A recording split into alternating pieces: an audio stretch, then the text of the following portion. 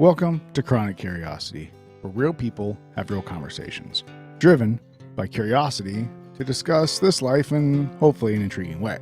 Social media and the internets have woven their way into our lives and psyche, so we'd like to slow it down and be genuine and enjoy this foreign thing called conversation. Like, most of the time, I don't even know what we're going to talk about. We may highlight things our guests have going on, or it may just be us, Tony, Cass, and myself. Often our conversations can swing from one topic to the next: relationships to conspiracies, mental health to ancient civilizations, politics to aliens. But if you're curious enough, they can all connect. The one thing we'll certainly like to do is to connect with you, the listener, by discussing things that you can connect with and discussing things that make you curious enough that you didn't think you could connect with. So we hope you enjoy your time with us and appreciate the time you're spending with us, because we understand that that's one thing you can spend but never make more. In addition, if you do enjoy our show, we hope you could take a minute to show your support. Following and liking our channel on whatever platform you're listening to is greatly appreciated, and it doesn't cost you anything except the calories to, clickety-click. And remember, share it with a friend. We love growing this network and hearing from everybody. We also have a website that is linked in the description, chronic-curiosity.com. That's a store where you can pick up some fun, curious merchandise, not to mention some of the most comfortable and curious t-shirts ever, as well as a donate button if you just want to help us and support the show. We appreciate your ears and interaction. Thank you once again. Welcome to Chronic Curiosity. Open mind required. Raw human interaction. Inevitable. And here we go. As I saw someone called you recently, the man, the myth, and the legend. It just so happened that I saw somebody that follows the show reposted something. It was a poster about, and he had just told me you were coming on, and I'm like, wait. I was like, this is the Matrix. I was like, I just never met this guy. I just saw his name. Someone posted the man, the myth, the legend. I said, well, this ought to be good. So I'm Tony, if you want to. Yeah, this is Sam Carmony. So how do you want to jump right into that? I mean, so I'm assuming you're talking about the College of Worcester post.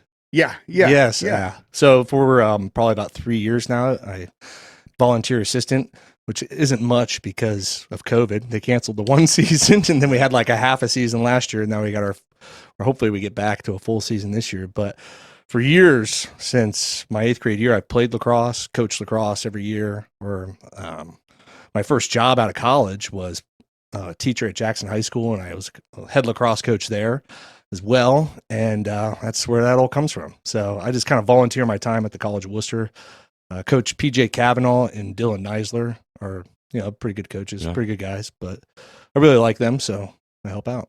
Was Derniat one of your coaches back in the day? Oh yeah, that's what I thought. He was the OG. I thought so. Yeah, that's such a small world, because just a couple weeks ago he was here. So I was in school. I just transferred from Ashland because I played 2 seasons of football at Ashland, which was miserable. Nice 2 and 9 seasons back to back. At least you won a couple, right? Yeah. So I transferred to Worcester to play lacrosse, and I run into this guy, and he's just a mammoth of a man. And this is back when Derniat was doing the real heavy lifting. Yeah. I mean, he was massive. So we get there, and season comes along, and then he's like, yeah, I'm working out today, doing these things called kettlebells. And I'm like, a kettlebell? Wow, what's a kettle? This is 2004. So nobody knows what a kettlebell is. Nobody's into this stuff. And he's like, yeah, we're doing 10 sets of 10 of these Russian kettlebell swings. And I'm like, all right, yeah, I'll join you, I guess. And I did it for a week and a half. And one day I just looked at him, I was like, this is way beyond me. I'm good. I'll see you later. I think a lot of the things he does are way beyond a lot of people. I was just like, no, thank you. I mean, I'm sitting there doing these little 40-pound kettlebells, and I just got done playing college football. So I was 230 pounds, and I could hang clean over 300. I could do a lot of shit. And then he's sitting there I'm like, I don't want to do this. But eventually he coached another year after my first year there, and then he went on to start his own gym and slowly developed what he has now in Worcester. But he was originally what brought him to Worcester was the assistant lacrosse coach at Worcester. Right. He was like a huge, I don't know, 2-time All-American at Ohio Wesleyan. And then he played club ball up in Cleveland with the men's league. And everybody just joked, like we just handed him the ball and he would run down the field, or we'd only bring him to games if we wanted him to really win. Like, he's an extremist, to say the least. I know that Corey was telling me the other day that when they did that one Go Ruck event, that they were all like walking, like him and Austin. You can imagine him and Austin and Dusty all like walking behind Derniat and making, instead of Chuck Norris jokes, Derniat jokes. And he was just like not impressed. Yeah. He's like, every once in a while he'd get a, that was a good one, guys. And that was it. It's like, oh, cyborg. He is extreme, man. That's for sure.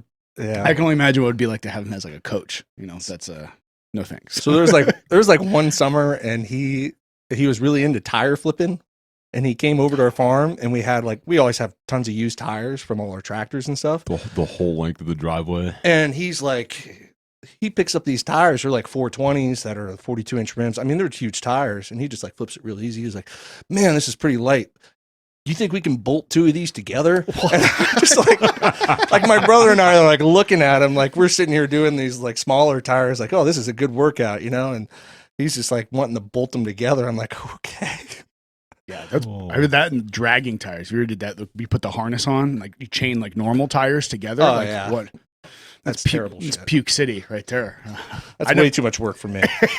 I like this guy already. Yeah, I'll lift some weights. I'll do work a little bit, but man, don't get too crazy on me. Right? No, I've only ever lifted weights or stayed in shape just so I could play lacrosse or football or be athletic or something. I've never gotten into it. Like, Didn't you? This is what I want to do. You ran a marathon, didn't you? 3. Okay, I Wow. thought you, at least because you ran one with Paul, I think. And here I thought this guy was another 80%er like me. No. Oh, No, first- commit and go for it. The first marathon I ran was in Columbus, which was great because it's flat as can be. No hills, no problems. And down there you have like air, so you don't really like. It's flat, so you get the humidity out. Were you And training for that one, or were you just like super trained? Okay, Like I was okay. like, I got to be ready for this Yeah. thing because I was just reading all these horror stories about people dying and like shit like that. So I'm like, I better just get this. I better just like actually do the program and like try and do this. And I get down there and it went great. Like I had a great time. But like about mile 22, you're just achy and sore and miserable and you hate your life. And like I started to cry, and then I was like looking around and I saw this like lion figure or something. And then all I could like think in my head was like, I'm a lion in the woods, just eating and fucking lion in the woods. I gotta go. And like, I just kept like running hard and then finally finished it. And like afterwards, you're just like so miserable. Like, it's like everything's cramping up, your life is over. And then as soon as you get like a couple beers in you, everything's fine. But that was okay. And then I went to Cleveland and almost killed myself because I undertrained, and it was humid, and they had all those hills. They had us running up to Tremont from down below there. It was like a massive hill. That wasn't fun. And then Paul asked me, Paul and I talked about doing a marathon at Canton, which was even worse. Fryman? Yeah, Paul Okay. Fryman, yeah. Okay. So then we go through the front part, which was fine because they take you downtown Canton. Well, then they take you to this back neighborhood, and the roads are like steep inclines on both sides. And if you're running like that many miles, if you had like a steep incline, your one leg is overreaching in the other. Yeah. So they ran you down one side of the road, then brought you back the other. So the whole way, your one leg is running a longer distance than the other one. And like I could just feel like my right leg cramping up. Yeah. But Paul describes it as running in Kosovo. So That's got to destroy your hips. And That's what I was that thinking, one, the like, hips, yeah. it's terrible. But you lose like, I think the first one I ran, I started out at like 240, and then that's the lightest I've been. I ran at 205, and that's the lightest I've been since high school. So it's a like lot of running. Yeah. I mean, I can whack down a case of beer. I could sit there and eat McDonald's, and like your metabolism's so high, like you hardly get drunk. You hardly like do anything. You could just pound calories, and you're running like, 40, 50 miles a week. Oof.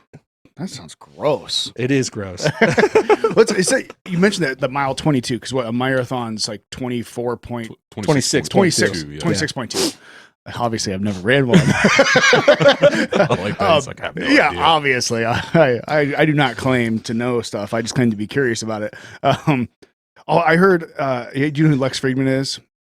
He's this Russian guy. He does it like a podcast, but he's like a scientist at MIT. Oh, he's this weird like robot type person, but he does like a bunch of running. He like stuff like that, whatever. But he said like the one time, I think it was like, maybe, I don't know if it was his first time, but he said he got to mile 22. He was going to run this marathon. He got to mile 22 and he was like, yeah, no, I'm done. And he stopped and he called an Uber and like it Ubered him. He said this was like over 10 years ago. Now he's done a lot crazier things since then. Like he'll team up with like David Goggins, and like work with him. But he said like it haunts him still to this day that he got to mile 22 and then just said, no, I'm done. Like he's like, he's like, it's so silly. He's like, but I was 4 miles out and that's all I had to do. He's like, I don't know. He's like, I just quit. He's like, it's still. He's like, I have trouble sleeping because of it. So I commend you for running all 26. There's like, you only train 20 when you're training. So like the most you'll run on a long run is 20 miles if you're a beginner. Now, if you're trying to make like times, like, sub 3 hours, like Boston Marathon time or something like that, then you're running 26 in your training. And you could probably just start your training at 26 because those people are just freaks. But like you're only training 20. So like when you get to that 22, it's like, shit, I've never landed this far. This sucks. What's the idea behind that? Because you would think if I'm going to run a 26.2 miles, then I want to practice at least running 26.2 miles. I don't know for a fact, but from my experience running the 26.2, you are in pain for the next like 3 weeks. Like you have like things that are wrong with you for a while afterwards. And so then you're like, I think Paul still has a hitch in his foot from 2 years ago. Oh, so, like you gotta like, you just got to wait for game day to put it all out there, I guess. I gotcha. I see what you're saying now. Yeah. But like once you get to 20, like you can go that 6 miles isn't that hard to fathom. But like at the time that you're running the race, it sucks. And you're just like, I hate my life. Yeah, I could just stop, right? I could just sit down on the sidewalk. But you find yourself doing like so many different things. Like it teaches you a lot about like how you run and like because like after a while, like I ran like a rhinoceros basically. Like just side to side, and then like you had to change your entire running form, and like I became a better runner because of it, because you're trying to be more efficient, right? And then like I got into Wim Hof, I got into like all sorts of like the Maffetone diet, where like all you're eating is fats and proteins, and you don't eat any sugars. I started studying all of these things because I'm like, I'm not going to make this training, so I might as well try and shortcut it any way possible. So then. But like when you get out, the Wim Hof stuff really helps, like with the breathing. And I would find myself in the middle of the race and I'd just start doing reps of Wim Hof as hard as I could, even though I wasn't tired, and it'd help out with like cramping and things like that. You think it was just like oxygen delivery, or? Oh, definitely. I'm sure it has nothing to do with I'm going to hold my breath until I suffocate myself, but I mean, it's like whatever. But he's got some interesting theories, that's for sure. We've talked about him before. Oh, he's hilarious. Oh, he is. Pull in and release. I was like, all right. So you got any more marathons in you think? I figured since I ran the Cleveland, the Canton, and the Columbus, if I'm going to do one more, I might as well do the Cincinnati. Yeah. Then I got the 4 C's of Ohio. There you go. Unless there's like Chillicothe or something. That would suck. I don't know. Yeah, that'd be hilly as hell, I'd imagine. Oh, thanks. What's any idea what the Cincy one's like? No. The topography? I almost feel like I should just sign up and just call it a day. But right now, like I'm getting old enough to where everything's starting to fall apart. Yeah. Like it hurts regardless of what you do. So I started working out again because I kept falling apart playing lacrosse, and I joined the gym and all that stuff. And then worked out in the morning, went to work, went to go play lacrosse. And like on the first play, just Thursday, I tried to do like a wrap check and try and catch somebody. And it's kind of a dick move, but like, I'm also like a terrible person when I play. So, I'm also kind of a dick. So I like do this wrap check and like just like I like clockwork. Anytime that I try to be an asshole on the field, I always just injure myself. And I think I separated one of my ribs in my back. Ooh. And like literally just screeching pain And I was like, oh, I could keep going though, like that's just a tweak. And then I go back out there and I get the ball, and like lacrosse is like a lot of movement up top, and you have to have you're basically your lower body and your upper body have to be independent of each other. Right. And so then when I like torqued my back the one way, I just like fell over in the middle of the field. So I was like, all right, well, I think I'm done. And literally just like one play into the game. And then like I'm just walking off the field, didn't say anything to anybody, just got in my car, threw all my shit, and everyone's like, where are you going, Sam? I'm like, I'm done. Goodbye. I'm done. Make my drive all the way from Hudson, Ohio, back down to Worcester. As far as like moderate injuries go, like a dislocated rib or something like that is, at least from my experience, one of the most painful moderate injuries you can have. Because it's like, It's excruciating. yeah, it's like every single time you breathe, and you kind of do that a lot. Like I've done it before. I've had the same thing before, where like one of my lower ribs like got like dislocated, kind of in a sense. Where like I did the one time where I bent down to grab a barbell and breathed in and just felt it. I was like, well, done here today. Went straight to the doctor and was like, popped it out again, and The Wim Hof method didn't work for that. oh no, it does not. I That's started the worst. I started doing Wim Hof on the way home, but instead of like following through on that, I just drove straight to the brewery and drank as many beers as I possibly could in the next few hours. That'll do it until you wake up the next morning and go, oh, it's This still is a out. bad idea. Yeah. It's brutal trying to breathe, or like bruised ribs too, or broken. Like broken, I would imagine has to be the worst. I've never had a broken rib, but It's like in my back. Like I've piked myself and cracked a rib in my front before. Like a pike is like, I was going for a ground ball and then the guy fell on my stick and they just jabbed it right in my chest. But I've never done anything in my back, and it is just the worst. So I don't know. I can, every time I reach a little bit too far, I could feel it. So you I think think I'll be done for a couple weeks. You think it's still like out right now? Like It's definitely in pain. I went to Oh. the doctor or I went to a chiropractor, and he was like, "Oh, it's fine." They just got kind of pushed it back into place, and then he's like, "Just take it easy." I'm like, all right. yeah, but that's tough too, because I've had those before where like I've had it and then like you feel it every single time you breathe in, like, and they adjusted me and they got it in, but then like that night, the first time it happened that night, because I waited, because I was like, something's, I pulled something, I'll be fine. It's fine. Like 3 days later, I'm like, like trying not to move as I breathe, and then I'm like, no. So then like I got it, adjusted, and then that night getting out of the shower, just like drying off, I could feel it click, and I'm like, oh no, like did it just? Yeah, you could be real gentle with it. I learned like a while back, I think I just read this book called The Culture of Fear. And it was just talking about how like people are afraid to go to the doctor because like they just don't want the bad news, or like they're fearful or something. Like I just happened to read this book. So then I was like, all right, well, I got an ear infection. I was like, oh man, I better just go to the doctor. But it was weird ear infection because I wasn't getting like any of the, the goopy stuff out of your ear or anything like that. It's like, all right, whatever. I'll just go and see what's going on. And I went down to ear, nose, and throat in Worcester, and the guy's like, oh, you don't have an ear infection, you have an ear virus. And I'm like sitting there like, that's a thing? that's a thing. And I'm like sitting there like, whoa, really? He's like, yeah, it's very rare, but people get ear viruses. And if you don't have it treated or you don't go to the doctor within a few days, it can permanently damage your hearing forever. Oh, jeez. And I'm like sitting there like, what? Like, he's like, yeah. And I'm like, I never come to the doctor for an ear infection. He's like, yeah, it's actually kind of surprising. And I was like, well, I just read this book. And then it was like the timing thing, like you were Right. talking earlier in the podcast. I was like, all right. So he gives me this prescription. I'm like, man, I recognize this prescription. This is something familiar. So then I was like, all right. So I'm holding on this prescription. I take it down to the local drugstore. And I'm like, here you go. And the lady's, oh, well, you want to make sure that you take this prescription with plenty of water and food. And she's like whispering it to me like I'm like some sort of pry. And I'm like, all right, whatever. And then I like looked at the prescription up online. Here are the same medicine they use to treat herpes, they treat for ear viruses.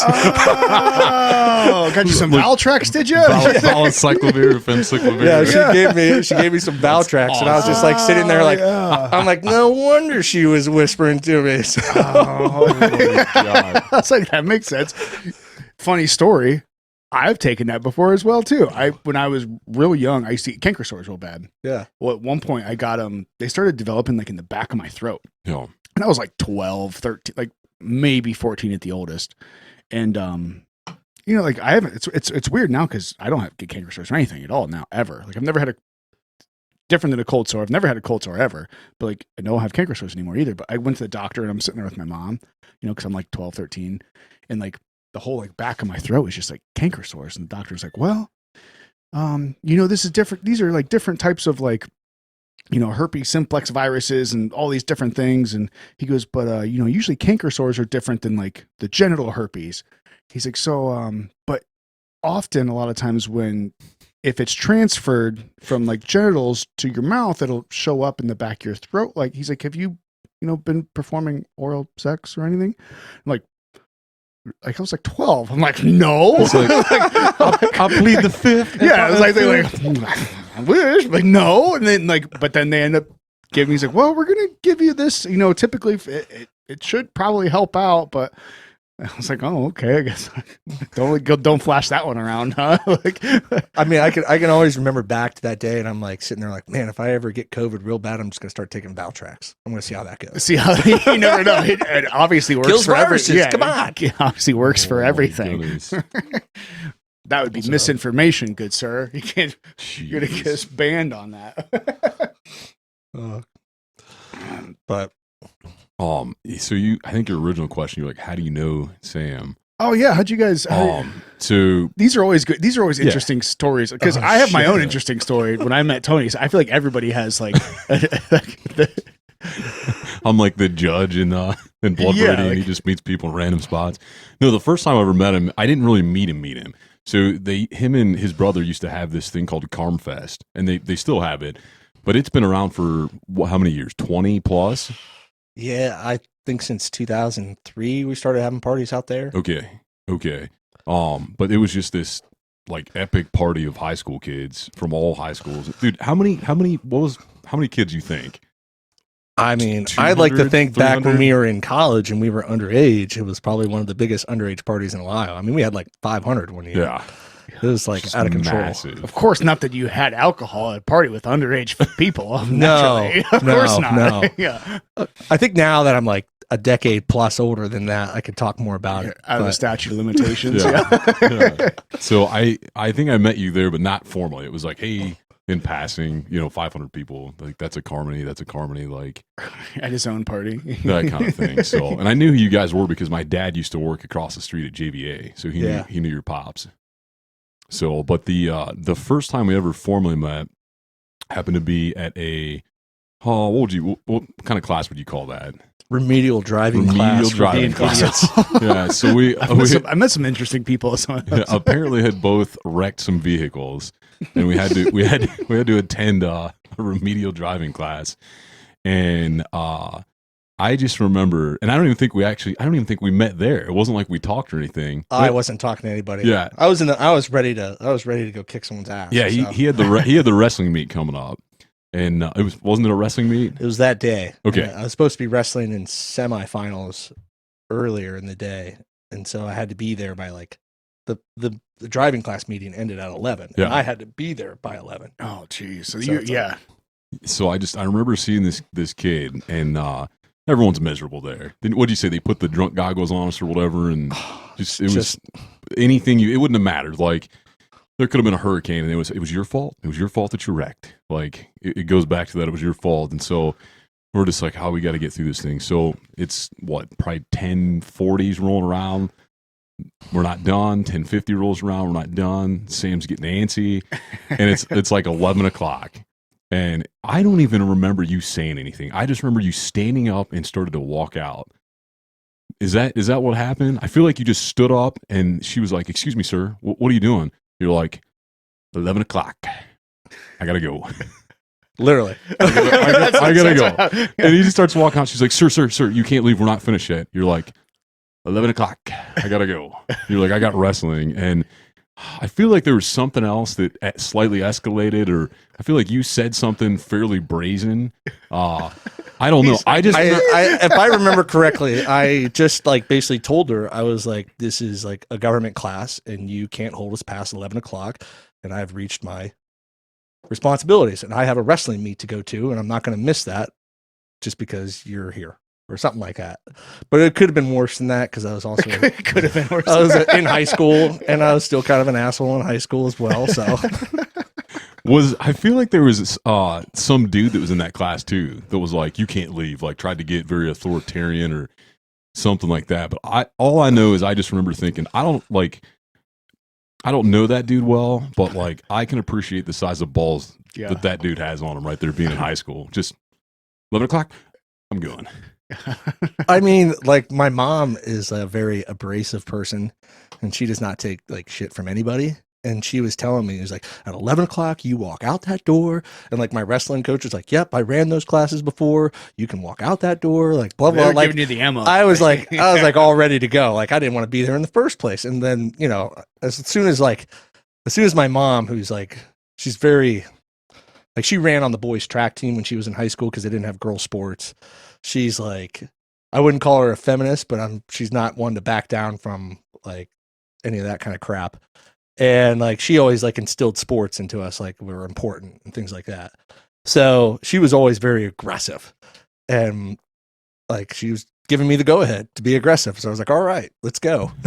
11 o'clock, green light. Yeah, well, I think there's something to be said too for, you know, respecting authority, but not letting authority go beyond what it should be authoritative over. You know, like this class was scheduled from 10 or 9 to 11, whatever it is. Like you said 11. I'm holding you to it. See ya. Like, yeah. And then not like bowing down to that. Like that's. Yeah. Like you said 2 weeks we'll shut down, not 6 months. I was waiting for that. They said, wasn't it 15 days? That's more than 2 weeks. 15 days to slow the spread. Yeah. And here we are. Great. Well, it's not, I will say we're at least we're not as bad as Australia. You seen some of that stuff coming out of there? Dude, no, you haven't seen it or you don't want to talk about it? No, I just don't pay attention to any of it. Dude, they're like building, so if they're building facilities to where if you fly over there internationally, you have to stay in a government built quarantine facility for like 2 weeks now. I'm like, what? That's never gone wrong. Like that doesn't sound good. No, it doesn't sound good at all. Like I think they had like one COVID case like the one day, and then it was in Victoria. I think they had, I don't know how the provinces or states work there, but it was like in one area they had like one new COVID case and they shut everything down again. I was like, wow. I had a friend that went to Punta Cana and he went down there for a week, and then on his way out they tested him, and like he never saw the test, but they were just like, you're positive and like you can't go, and they made him quarantine in a hotel room and spend like an extra 10 G's to stay there, and basically kept him captive in Punta Cana until he went through quarantine. But I'm like saying, like, dude, they didn't have a positive test. Yeah, they were just taking your money. Yeah, they're holding you there. They're holding you there, and you're making you pay for it. I think he had a pretty good time, anyways. But I mean, there's worse places to be trapped, like Australia in a prison camp. Yeah. Wait, they didn't call it a prison camp, Sam. Oh yeah, sorry. Make sure we're using the correct terminology here. You're just concentrating people in one camp, so it's a concentration camp. Well, hey yo, okay, got it. Semantics. Yeah. So I think when we actually kind of met though, it was probably through Jesse. Yeah, maybe at like a SummerSlam or something like that. Yeah, we probably won't relive any SummerSlams. I think I'm done with SummerSlams. Yeah, there were a few wild stories at SummerSlam. Well, I guess he's living out there now, where he's building a house or something like that. Is that where he's building a house at? It's down in Holmes County. But they went out there this past year. Okay, this past like a couple weeks ago or something. I don't know. I didn't go. I already had enough of river time, so I just got back from my girlfriend's dad. He runs these trips to the Grand Canyon, and you start up at Lee's Ferry, and you just travel the Colorado River down the Grand Canyon, and it gets unexciting after a while bit, and then they helicopter you out and something like that. But I got to go on this trip whitewater rafting down the Grand Canyon, which was pretty. Yeah, sounds pretty awesome. It does sound awesome. I thought it was going to be miserable. I thought it was going to be like sitting there like paddling my ass off and like all this other stuff, but like literally just riding in the Greyhound buses of boats, and it's a motorboat. So you're just hanging out on the side, and you got these little drag bags full of beer because the water's like 40 degrees. So you just put your beer in a bag, it drags behind the boat, and then you just grab whatever you want. That's like my dream vacation. I've never been to Grand Canyon, so that's like my one like. That's one thing I want to do, you know, if we're allowed to, you know, travel state to state without papers someday. I always want to go see the Grand Canyon. I've never been there, but that even sounds even better than just going to see the Grand Canyon. How do I get hooked up with that? Like, that sounds sweet. Oh man, just got to know somebody. Well, now you know somebody. Yes. There you go. Yes. There you go. Yeah. But there we go. That's It's environmental experiences. But a long time ago, the College of Worcester used to have like a trip that they would pay for alumni to go on. And back in like I read this book, The Emerald Mile. It was given to me by Doug. It's like goes around this like whole entire race down the Grand Canyon and how fast they can get they call them dories, or like wooden boats. How fast can you get the dory down through there or something like that? And these guys did it in like a 26-hour period. We take like 7 days, and you don't even go to the end. Like, you're just like right when it gets boring, you're out. Like, they helicopter you out. But and I'm like sitting there reading this boat, and people are dying left and right, and like they'll go through like the history of the Grand Canyon with Colonel Powell and like all these other people that have like kind of tamed the Grand Canyon with like the new dams, one up at Lee's Ferry, and then the Hoover Dam is the end basically. But you go through all of this stuff, and it just sounds like we're like, I'm gonna die. And so I'm like, okay, like, why are we doing this? Wednesday before we get on the river, there's like a flash flood, and someone did die. And I'm like sitting there. I'm like sitting there. I'm like, all right, well, maybe this is a problem. And like, so then you get there and you start talking to people like, oh no, that's not gonna happen. That's like once, it only happens once every once in a while or something like that. And usually it's because of like negligence and da da da da. So we camped the first night, and I thought, oh yeah, here comes some canned goods or some crap, and I'm gonna have to just like stomach some cereal or something, steak, vegetables. Like, it was just like the luxury. I'm sitting there drinking beer. The only mistake I made is I only brought 2 18-packs of Coors Original because I thought I had to carry them around everywhere. You don't. They just put them on the boat, and then you pull out what you need that day. Like, I would have brought in like 6 cases of Pabst or something. But we're sitting there, and I'm like, all right, yeah. And then I'm looking up at the top of the canyon. I'm like, oh, this looks like a safe place. There's no washouts. Like, this is a good place to camp. Like, I'm not going to die tonight. And so then everything's like calms down, and then like we're like, all right, well, we go by the place where the accident happened, and it looked exactly like the place that we stayed the night before. And I'm like sitting there, I'm like, oh shit, this can happen anywhere. But it was I guess they have like their monsoon season down there, and I don't know if you saw the Twitter videos or anything from like, there's like in Flagstaff, there was a huge flood, and there was like a Prius just floating down the river. But that was that same time that they had the monsoons. See, they needed your Tesla. Yeah. You could have just driven right through that water. Yeah. Shit. But I mean, it was a great trip, and I mean, it's probably my favorite trip so far. Like, that sounds like a blast. It's everything that you want. Like, you get nice food, you can drink the whole time, you just ride around on a boat. Like, right when you get hot, you hit a rapid and you get splashed with cold water. Like, and you're cruising through one of the coolest parts of the United States. Every hour and a half, you beach, and then you go hiking up to some waterfall here, waterfall there. Like, I think I jumped off in like 4 or 5 waterfalls, and like, it was just funner than hell. So the most interesting thing was the shitter. Like, you just had this big canister they carried around, because you imagine if you're sitting there like, okay, you got to dig a hole and put a shit in it or something like that. Every time you go camping, there's going to be a whole bunch of shit in the ground. Right. So every time you put your tent up, so they have these like little canisters they carry around. And I thought it was hilarious because they use like the same fittings that we use in the manure industry. And it's like a toilet seat that just slaps right on the top of it, and then you clamp it on, and that's it.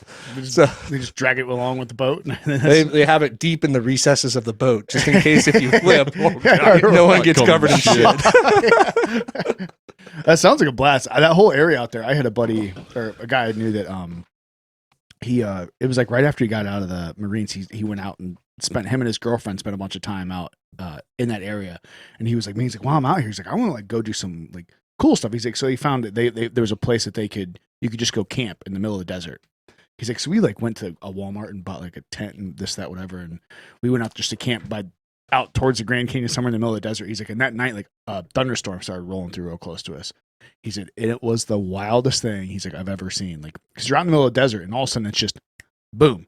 And there's just insane lightning storm. He's like, my girlfriend was freaking out. He's like, I thought it was the coolest thing ever. He's like, but it gets wild out there where it just changes instantly. Yeah. Like, we were going down the river, and then we saw the clouds rolling in. Well, you can barely see anything because you're down in the canyon, but then it started to rain, and they were going to stop and make camp or something like that.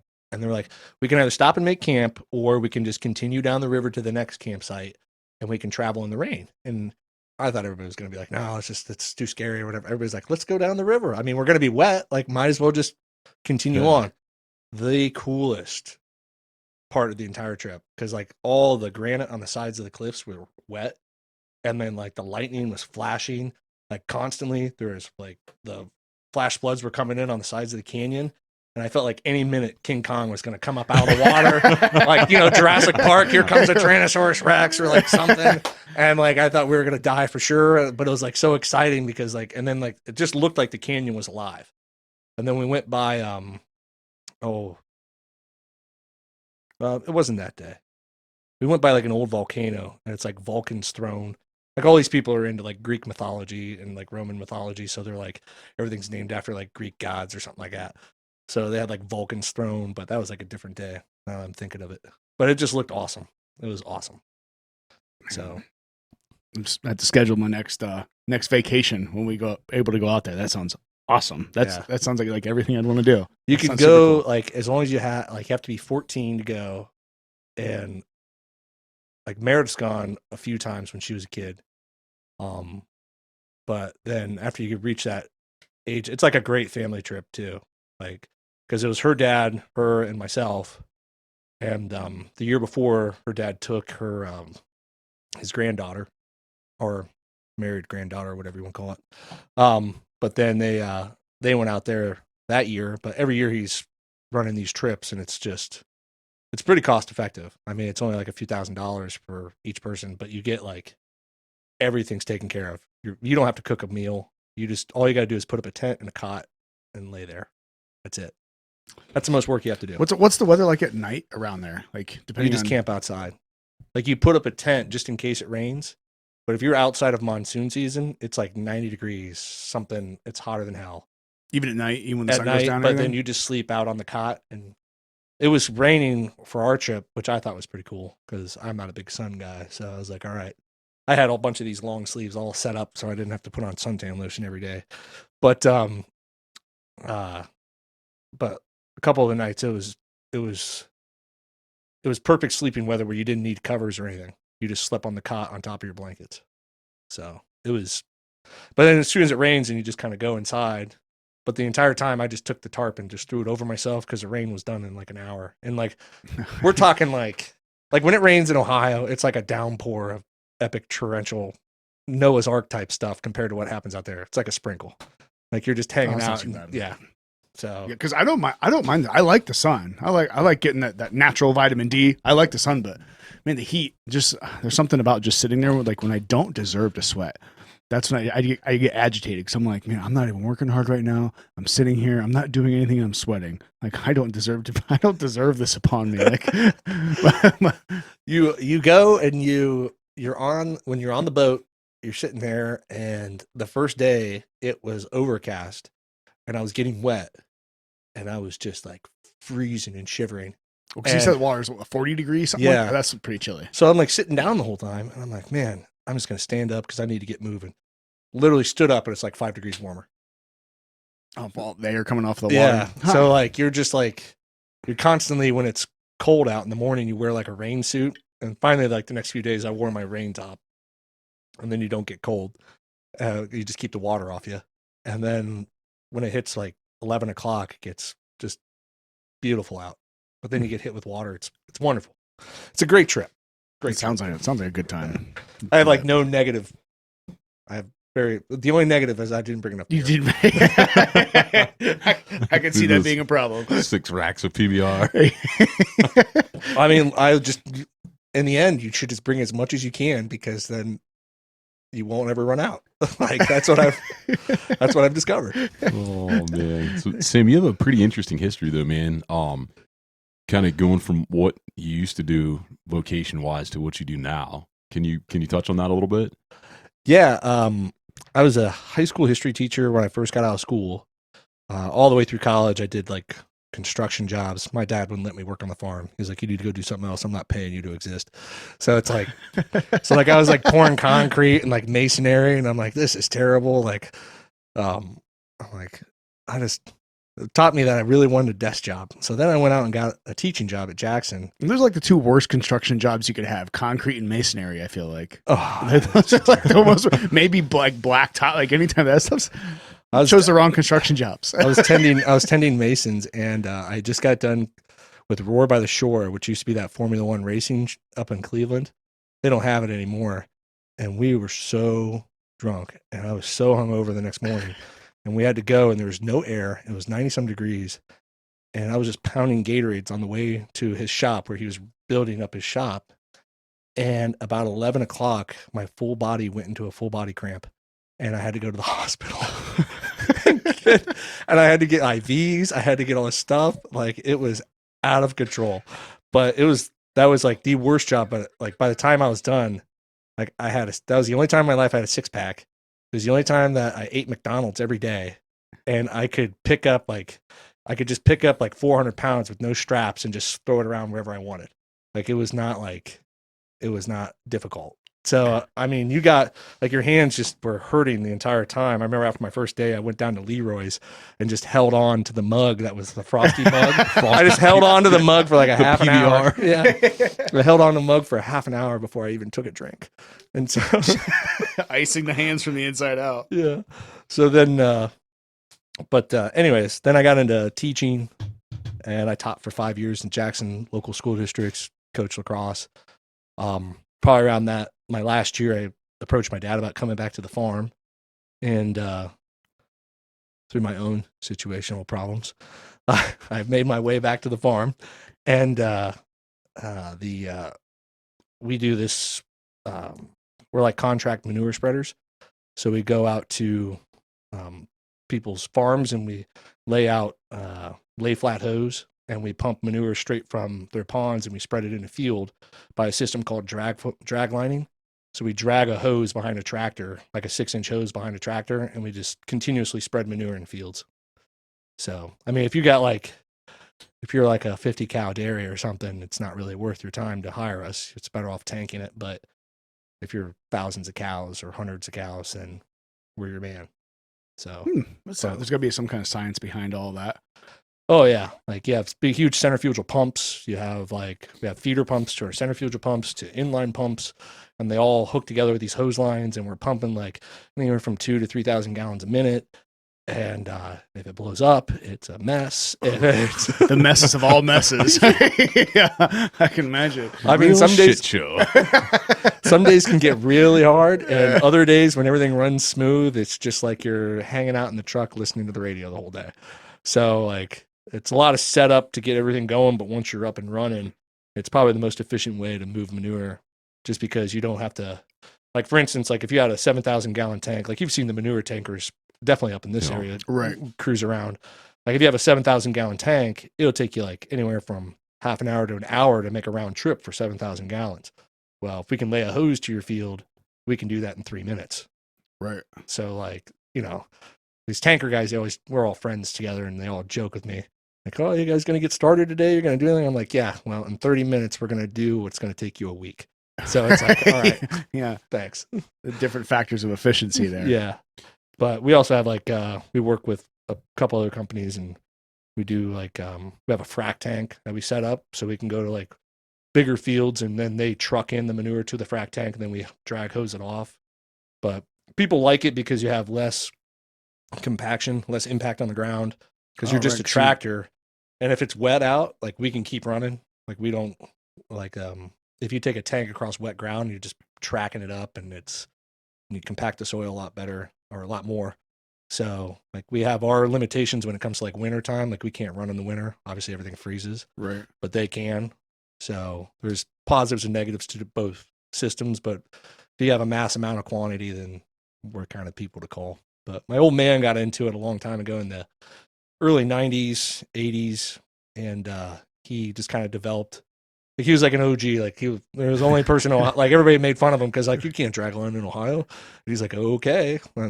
So then he started getting these customers, and like we joke with people, like we have these fields in Sugar Creek. There's like 100, 200 foot lift just in the field, and like there's huge hills.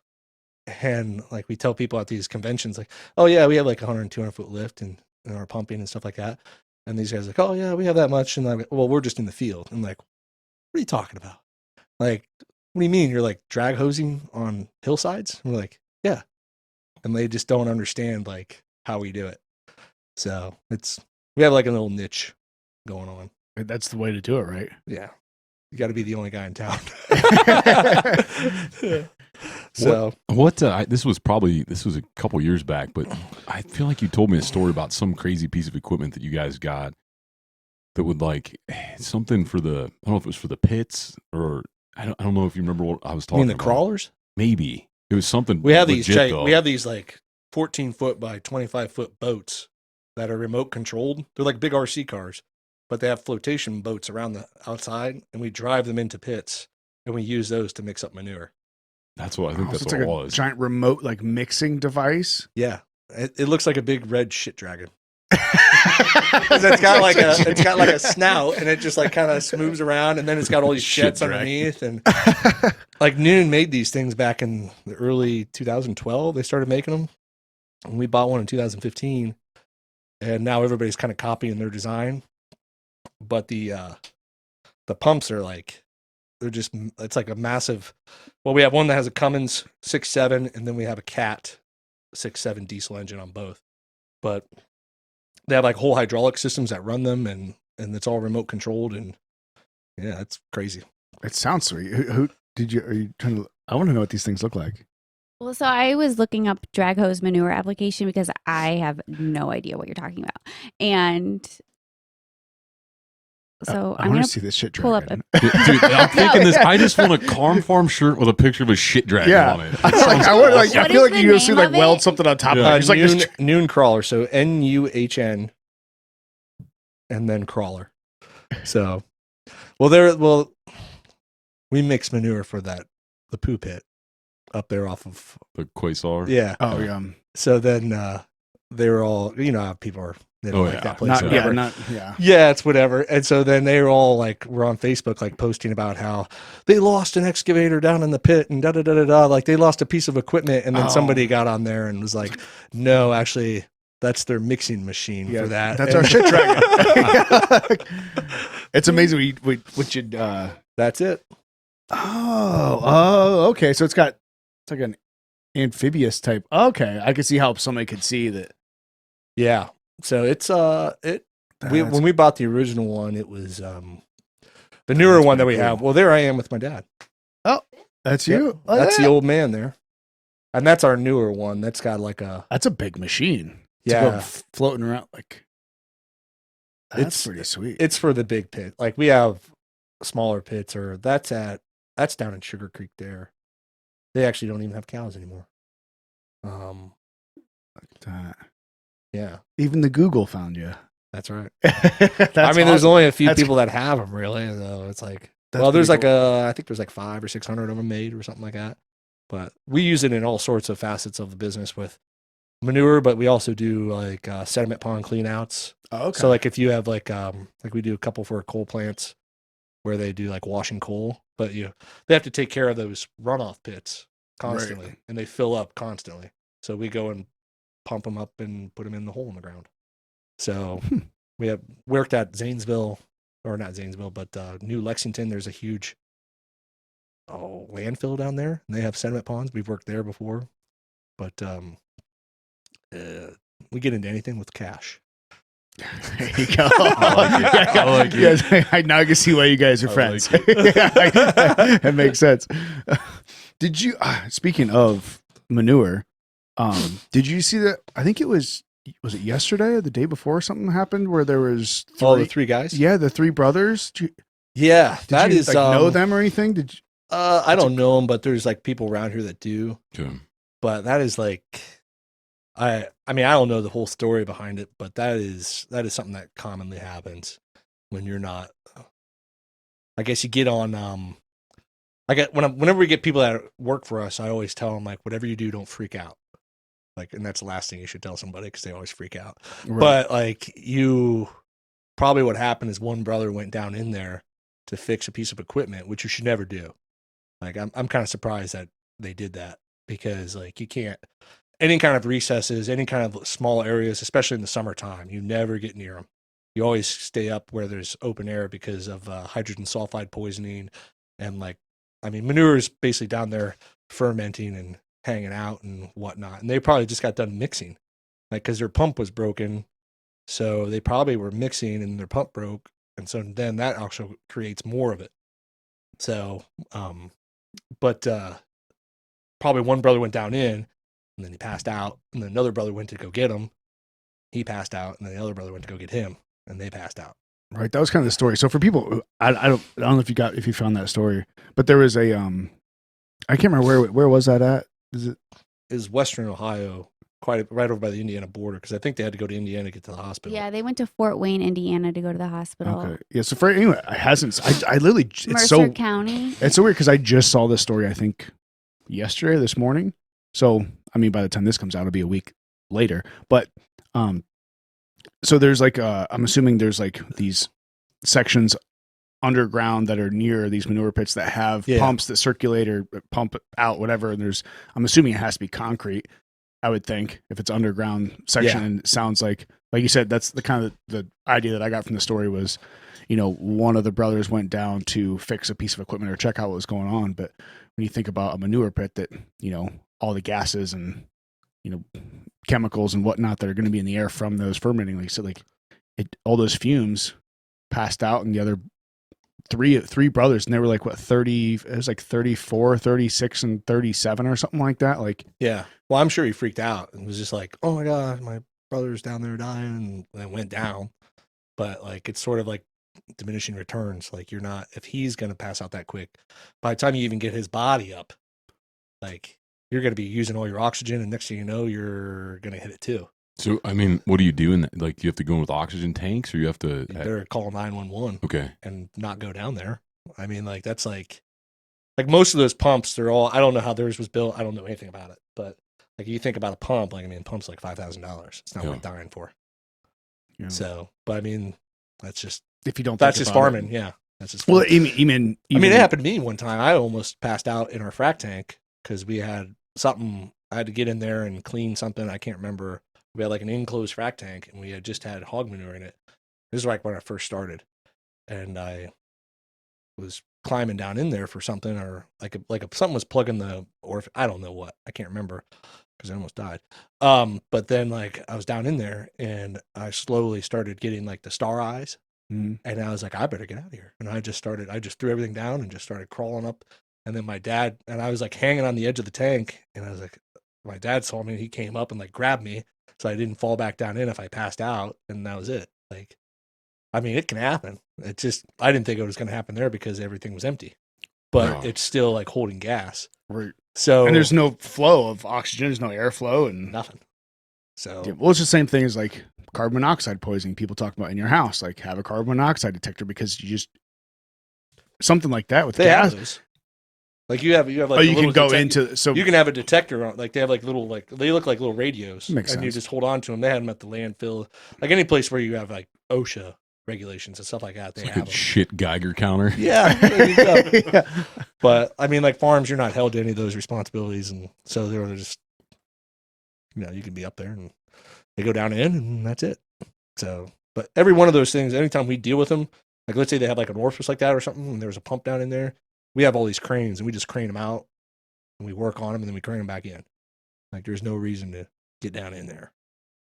Yeah, but people want to make jokes and stuff about being a hard ass or whatever and safety requirements, but sometimes those things can obviously save your life. I mean, I know we've talked before about rogue tree solutions, and I'm in the tree business as well, and I've been around the same kind of thing goes for power lines. People don't realize that you put something into electrical line, and if you have somebody that's getting shocked, well, you can't go touch them, you can't go rescue them, because you're just as dead as they are at that point. Yep. So, but that if you don't have that knowledge, if you don't know, or you freak out, it can get real dicey real quick. Even just PPE equipment in general, it took a while for the guys to, well, dude, we're just making one cut, we don't need to put chaps on. Yeah. I'm no, you do need to put chaps on. So I don't care how long you've done it for. I think it's kind of that, what they call it, the fog of war, where you've just done something so many times that you don't even think about things that could happen. Yeah. Yeah, I mean, I've personally, speaking of the whole chaps and chainsaw thing, it's, a lot of people think, oh, you cut yourself with a chainsaw, whatever. Like, but you can't stitch up hamburger. Like a chainsaw isn't like a knife. No, it's it doesn't just slice you open. It just chunks it all out. It spits you out the other side. Like I've seen a guy put a chainsaw into his leg, and where we were at, had he not had chaps on, he would have died because it was right into like the inside of his thigh, and he slipped and put that thing in there, and the chaps the Kevlar chewed it up and stopped it. And we sat there, and he shut his chainsaw off and just looked at me. He was like, I said, yeah, you almost just died. He's like, uh-huh. He's like, you know anything to say? He's like, yeah. Like, it's like, wow. Like, yeah, we have like a bunch of like like we run 200 PSI with high pressure hose and stuff. And so like anything happens, I'm always just, guys, like we can always get another hose, but we're not going to get another you. Yeah. So it's just like, just stand back and let it all explode. But like engines, diesel engines, drive shafts, things like that, I'm always telling people to be careful. But like we're pumping one time. So my brother was working at a place, and there's like a bike path that runs through it, and it hadn't been built yet, but they were going to be building this bike path through the farm. And like there's a whole bunch of litigations and stuff, whatever. But this guy's out there riding his bike on the bike path, and he must have been in like a low gear because his largest sprocket was exposed. And he goes to jump one of our 6-inch hoses and takes the sprocket and lands right into the hose. Oh, and no. Literally. A huge. That's like something you see from a movie. A huge thing. And like I had just driven by. My brother was sitting there, and he was like pointed the other way, so he didn't see. But then he like looks in his rearview mirror at this guy, and like just a huge like, Geyser. What is that? What is that thing out geyser. of Yellowstone? I can't think of its name right now. Old Old Faithful. Faithful. Old Faithful. Yeah. It was like an Old Faithful of shit coming up, and this guy's just like, and you're like, man, this guy is such an asshole for riding on this path, and like, why didn't you see all this stuff? And then you look at him like, well, he got his punishment. And they're just like, you might want to get out of here before someone sues your ass. Oh my gosh. That's a bad day. Like, especially when you realize what it is. Like, I feel like it wouldn't take that long to go, oh. But I mean, predominantly like, the manure industry, like, I don't know, like you get impervious to a lot of things. Like I barely get sick. So, because you're around animals all the time, and like manure and stuff. So, even though you're getting like, you have these accidents or this stuff like that, but it's a pretty safe industry. It's not like you're ever gonna, unless you do something like get down in the middle of a enclosed space. I mean, I don't know. It's whatever. So, I mean, they're farmer. Like we have a lot of people around here that just call us to do stuff for them because you have like a little bit more. It's just like tree business. Yeah. Like. Why would I know how to cut down a tree, but I mean, I'm not going to be cutting down my pin oak in my front yard because I don't want my house destroyed. Yeah. So I call a professional. Yeah, a lot of people don't realize that though. Until they drop it on their fucking house. I've done that. I've had conversations with a lot of people sometimes who are like, they don't cover that insurance either. Yeah, they're like, hey, can you give me an estimate on this tree? I'm like, no, that's not what I do. I said, but I can give you a ballpark of probably if you call somewhere, like just as an idea, and they'll be like, oh, what? It's that expensive? I'm like, well, have you ever seen those videos where people cut down their own trees and they smash their house? They're like, oh yeah, that's hilarious. I'm like, that's why it's so expensive. And then they're like, oh, wow, that makes sense. Like I had my neighbor one day, like he knows like the industry I'm in. Like I'm like, if you ever need help with anything, let me know. Well, one day, like I get home, I remember if I was in the shower or something like that, and then the wife got home and she comes in and she was like, hey, he needs your help whenever you get time. I'm like, oh, that's weird. I was like, I haven't been home. Like I've been home for a little bit. Like you could have just called. And then like I went out there, like I was like, well, I'll go check on him. So I went out there and there's like he has this like lawnmower with like a chain hooked up to it and this tree that's like pulling the lawnmower backwards. Yes. I'm like, man, like what are you doing? Like he's like, well, I had it under control. I said, obviously fucking not. So I was like, oh, let me go throw some of my jeans and some boots on. I'll be out. But like, dude, like, and then after that, he was like, well, and he's retired, like older gentleman. I was like, dude, I told you before, if you need help, let me know. Like, this is what I kind of do this. He was like, yeah. He's like, but I thought I had it. No, because when I went back out, it had kind of like started leaning up against the house, and he was climbing a ladder with a chainsaw to get up on the roof. And I said, "What are you doing?" He's like, "Well, I'm just gonna cut it off." I said, "No, you're not." I said, "You step on those leaves." I said, "You are dead." He's like, "So you're telling me to get down?" I said, "Yes, I'm telling you to get your ass off of the roof. Like, just stop." Like, but after that, anytime he needs something done, he gives me a call, lets me know. But we had Jesse came out and did some tree work for me, and I'm just like, I know, I'm sorry. Oh, you're good, man. I just want people Corey's gonna hear this. He's gonna be pissed. I just want people to use people that know what they're doing and are safe. So I'm like sitting there, and I'm like, just take her down. Like, I could cut up all the logs when it's on the ground, but like, a few $1,000s to do it. And like, I'm sitting there telling Meredith, I'm like, yeah, it's gonna be a few $1,000, whatever. And she's like, well, isn't that a lot of money? I'm like, yeah, but you know what's a lot more money? Me falling off the roof, cleaning this shit off. Yeah. Like, why don't we just get this thing cut down? yeah, the hospital bills, the fixing the corner of the Like, house that you right over the smash. house, its Yeah. leaves are going everywhere, and you're just like, I hate my life. Yeah, that's just not worth it to do stuff like that. Oh man. But I mean, like, that's what we tell people, like, we'll cut you a deal just to come out here and do this. Like, we do like little pieces and parts for people all the time, like little farms or something like that, and help them out, because we're like, dude, like, the worst thing you could do is get down in there because you want to save a couple bucks and like kill yourself. Like, I mean, like, just call us, or we'll help you out. Like, we'll crane a pump out for you. Like, we'll do stuff. I mean, you're our customers. Like, the last thing we need is our customers to disappear. Right. Yeah, for something like that, Yeah. especially get somebody hurt, and it's just there's so much out there that'll kill you. Yeah. I mean, there's already enough. According to the internet and social media, we already got enough out there trying to kill us. So, like, you don't need to compound your problems by actually doing stuff that will. So. Right. Yeah, the actual stuff that actually will kill you. Yeah, the actual dangerous stuff that we tend to forget when we're being bombarded. Yeah. It's a scary world out there, man. Some would say. Well, I feel like some people just they're looking for something.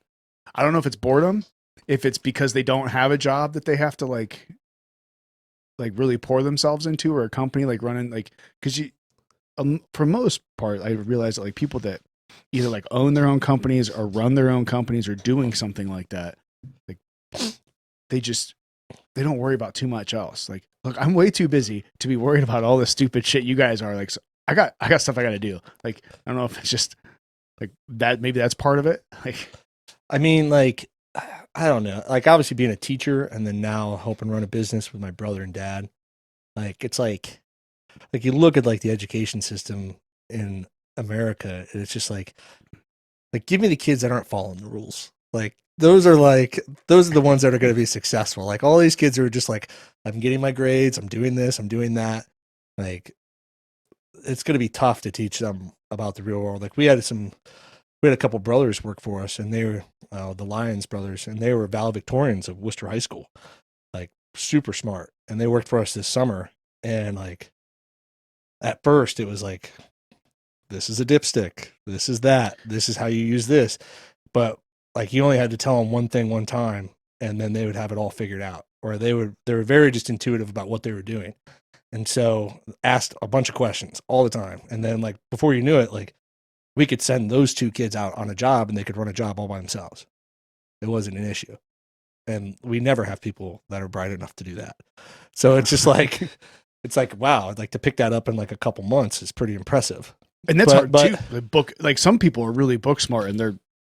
But you could see them change when they were working for us. Like, they got no matter what happens, you break stuff when you do our job. And so, like, they would break stuff, and we'd look at it like, we'll repair it. We'll be all right. Moving on. Like, at least you're not dead. Like, like, you're like, you say you're like what we were just talking about. Like, most important thing is that you're okay. Like, one kid took my truck and just jumped the ditch and took it right off the side of the road. Oh, and no. all I had to do was drive it from Orville to the house. And I'm like, okay. But he was like sitting there, like, all shook up on the side of the road. It was like the first couple of weeks they were working. I'm like, we'll pull you right out of the field. It'll be all right. And he's like, looking at me, he's like, you're not mad? I'm like, well, the truck's in one piece. You're in one piece. I think we're all right. So it's like, but after a while, they kind of got used to that. And they got used to the idea of like, hey, like, as long as you're doing your job, Like it's okay to fuck up and like Right. break stuff, but we can always fix it. But I mean, teaching kids that kind of, how do I want to say it? Like we teach our kids to be workers instead of entrepreneurs. Like we teach, like in school systems, like I hated history when I was in school. I hated history when I was in college.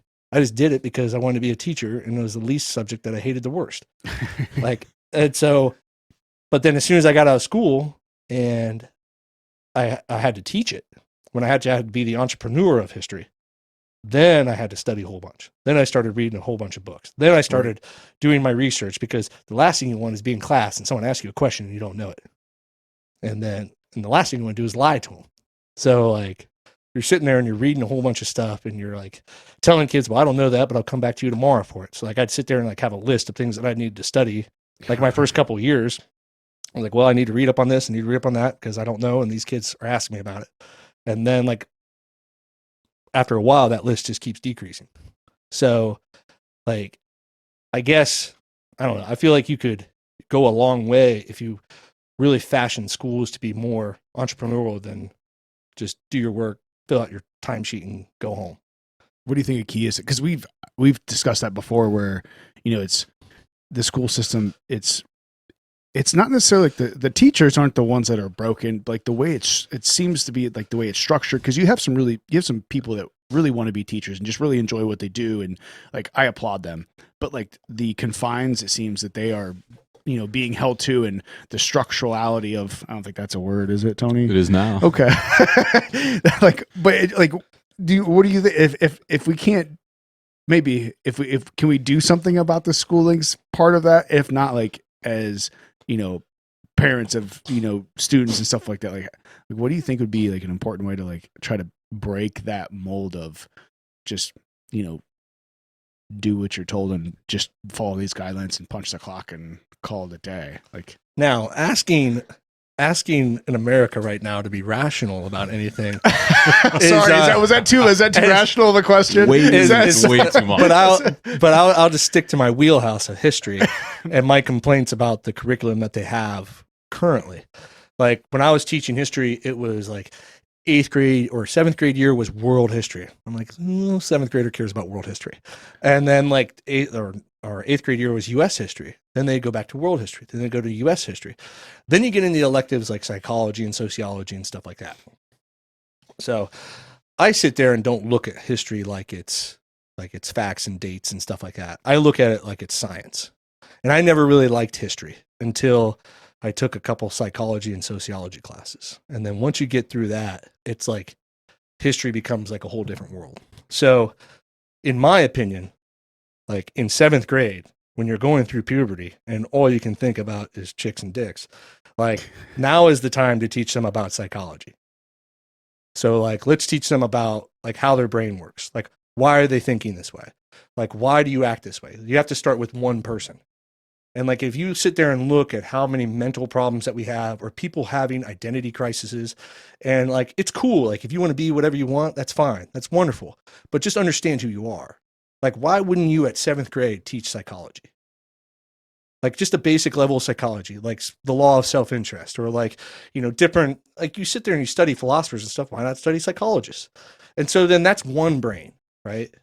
So then when you get into 8th grade, why aren't we studying sociology? Because what else do you do in 8th grade besides make friends? Like that's when your new like friend culture comes together before you get to high school. And that's the people you're probably going to be friends with all the way through high school. Because 7th grade, you're just now getting into school together with everybody. You're trying to find your way. 8th grade, you start making your friend groups. And then 9th through 10th or 9th through 12th, like that's basically who you're with. Like sports become something, like all that stuff, right? So study sociology in 8th grade.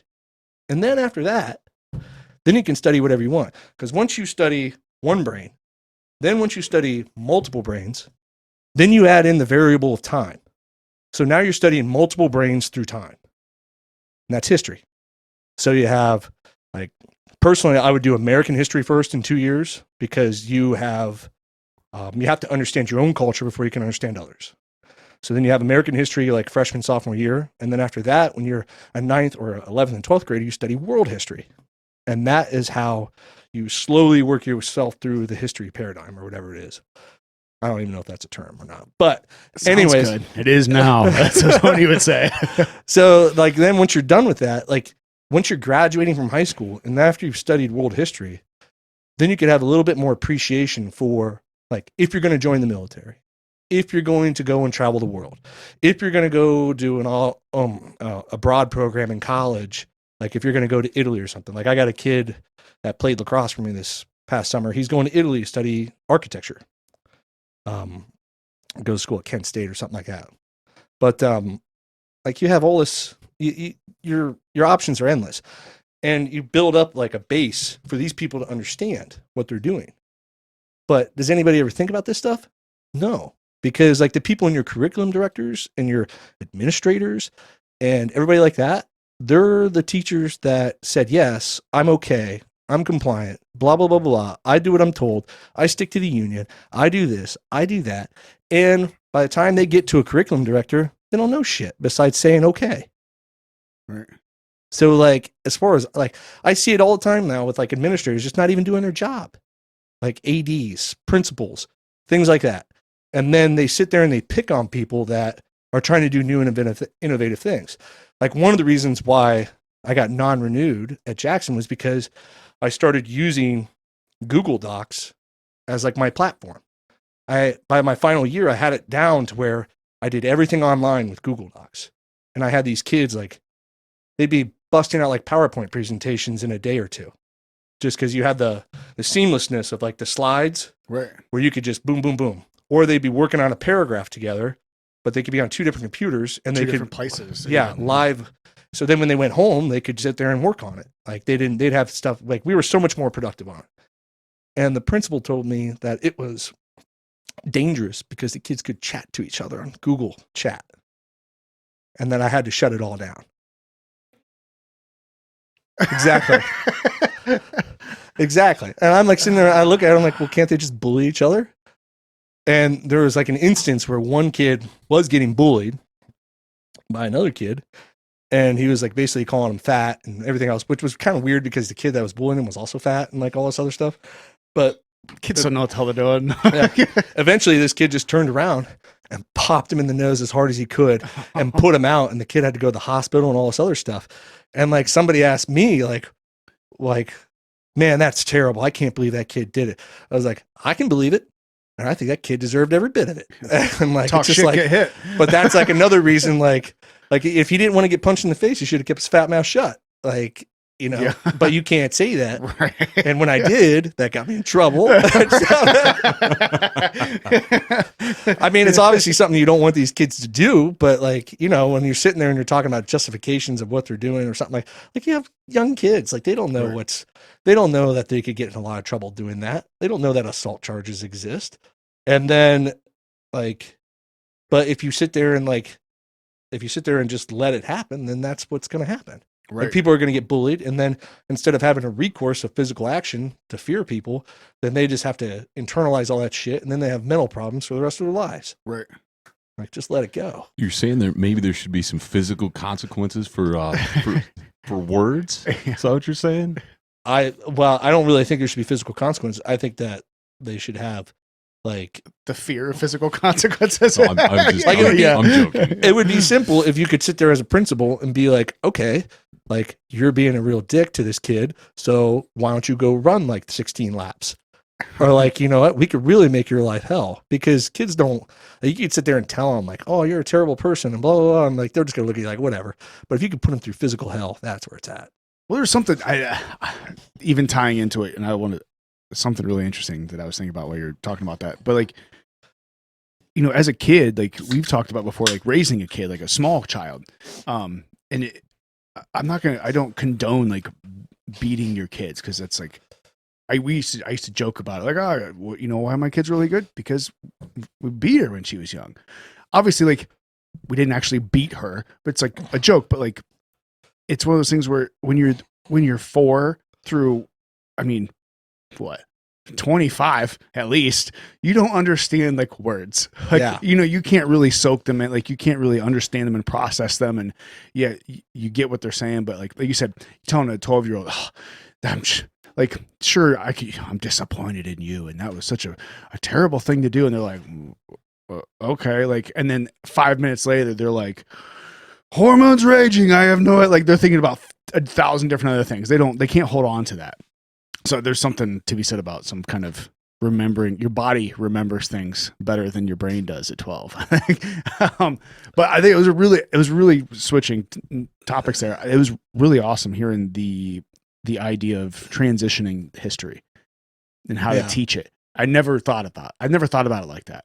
But it makes complete sense when you lay it out like that, like going from a 7th grader to 8th grader. Like, all I remember is history class when I was younger, like at that age, was like, oh, this is the flag they have, and this is the food they eat. And so, yeah, like all that stuff was like horseshit. Like, not that like their culture is horseshit, but that's not their culture. Those are just things that are descriptors of their culture, the differences of the people, and like being able to understand, that, hey, I guess maybe it's even this, that teaching people all about each other's differences on a surface level is almost damaging at that age, because all I think about is, well, this place, all they ever eat is rice and whatever, caviar. In this place, they have this color flag and they wear weird clothes. And that's all I know about different cultures, and it has nothing to do with like understanding how we view these people and these different cultures and how we think about our own culture. Like you said, like knowing your own culture to understand how others operate is like, all right. So like you want to study like French culture. Okay. That's going to take you a couple weeks, right? Try studying American culture. Like, what is American culture? Like, it's not like, it's not some redneck with a gun running around with a mullet. All right. It's not like, inner city LA or like gang wars or something like that. It's not like, it's like a whole bunch of things. It's like the Southern evangelicals. You got like, like the Hmong culture of Detroit. You have all sorts of people that have come from all over the world, and they're all living here in America. So like, what is the American culture? There is none. You could spend 2 years sitting there just studying American culture and trying to figure out what it's like or why people are the way they are. Or like one of my most fascinating classes in college, or at the College of Worcester, was urban sociology. And we had a professor who was from South Central LA, and I read this fascinating book by Sinika Shakura, the biography of an LA gang member. And it goes through like how he gets into like the gangs, how he gets indoctrinated into these gangs, how he goes to, like, he spends most of his time in prison. And he's like, that's basically gang culture. Like, you spend your time in prison and you be quiet and like, you toe the line. And until he got out and like started talking about it and started becoming more of a productive against gang culture and stuff like that. Like, it's so interesting to see that other side. And I've never really, like, before that point, before having that class, before taking all that, I just always thought it was just, like, these people are just killing each other, whatever, blah, blah, blah. But really, there's a whole entire backstory to it. And you're never going to appreciate it until you're older. So like, if you're sitting there at later years in high school and you're studying these cultures of America or of around the world, you could better understand why the Taliban are the way they are. Like, why is the Taliban, like, why do we think the Taliban's so evil? Okay, well, one, because they harbored Al-Qaeda for years. But before that, they were the Mujahideen. They had to already fight off the Russians back in the 80s. So like, we're just another blip on the radar for them. Like, right. This is just another empire that they're destroying. All right. So this is nothing for them. And we're sitting here in America and we're like, we have all these like little rich boy problems or rich girl problems. Right. Like, we're trying to figure out whether I can, like, who am I going to be in my life? I'm not happy with my world. Like, try surviving for 20 years while the biggest military in the history of mankind is coming down upon you, and then having victory today. Like, for the Taliban, this is probably like the biggest Super Bowl victory ever. Like, right. If you really think about it.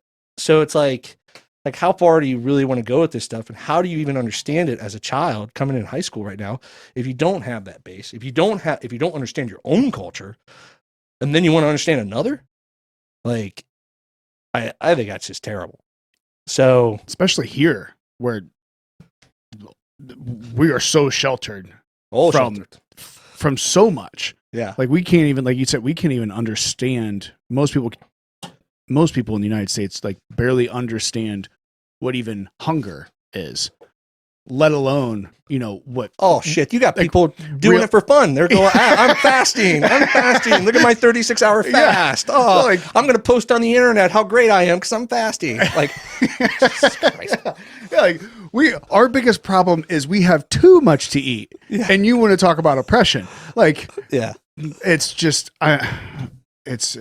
Did you see the article or the memes going around about Kim Jong-un, how he's losing weight? I saw So he's- memes. I didn't. yeah, know, so he's, if like, there was any- Broadcasting that he's losing weight while, everybody else in North Korea 99% I of was going to say his he populace went on the is diet of his people. Yeah. Oh, crickets? just a little. I doubt that. Just a little Grasshoppers. bit. Grasshoppers. Grasshopper. Yeah, it's just. I mean, and to understand that as a high schooler, like, I mean, we live in a world where like we're keeping people off Twitter for whatever people disguise as misinformation. I'm like, yeah, dude, everybody lies. Welcome to the real world. Like everybody is going to lie to you. Okay, that's fine. But yet we're keeping like terrorist groups on Twitter. yeah. Like, Well, as I'm long as like, they follow the guidelines. you have to follow the guidelines. Like, what are the goddamn guidelines? Yeah, you keep moving the goalposts on me. How am I supposed to hit them? Right? Yeah.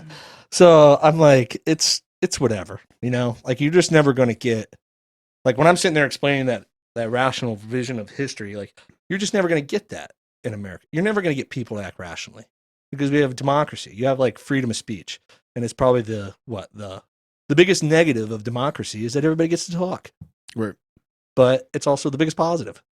So like, Depends on who you are. I mean, I don't know. If people could have these opinions and they can have all that stuff, that's great. And really, we're going through a huge shift in culture because of Twitter, because of social media, that we are still trying to deal with right now. It's just like when the radio came out and, Franklin Delano Roosevelt had the fireside chats. Hitler used the radio to control his country.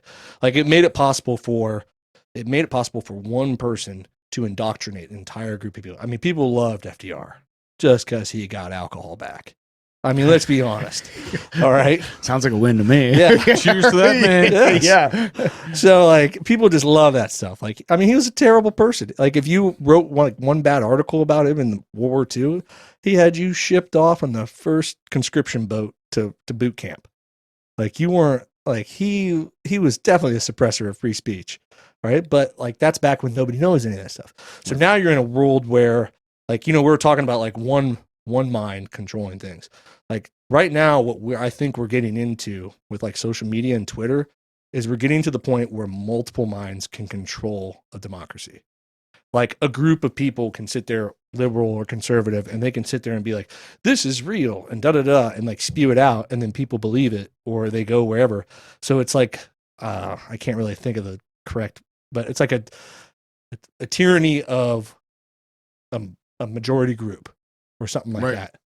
So, and that's like the danger of democracy. But we have never been down this world yet. Nobody. Because the social media makes it possible that everybody can talk to everybody. Everybody can share memes, like, and you can get into the fervor of like revolution. Like people are talking like, oh man, I can't wait for the American Civil War. I'm like, yeah, you can, bro. Like you obviously you don't study history very much, but you're not going to make it. Yeah. One and You're two, not gonna, you're not. and gonna two, make it. like war is not like oh we're gonna get on the battlefield and like shoot guns. I mean, it's rape, it's murder, it's this isn't Call of bombing. Duty. It's like you there's a don't get reason a why. restart when you get shot. There's a reason why I didn't join the military because I don't want to see any of this shit. Yeah. Like like I don't know, like, but like you can't.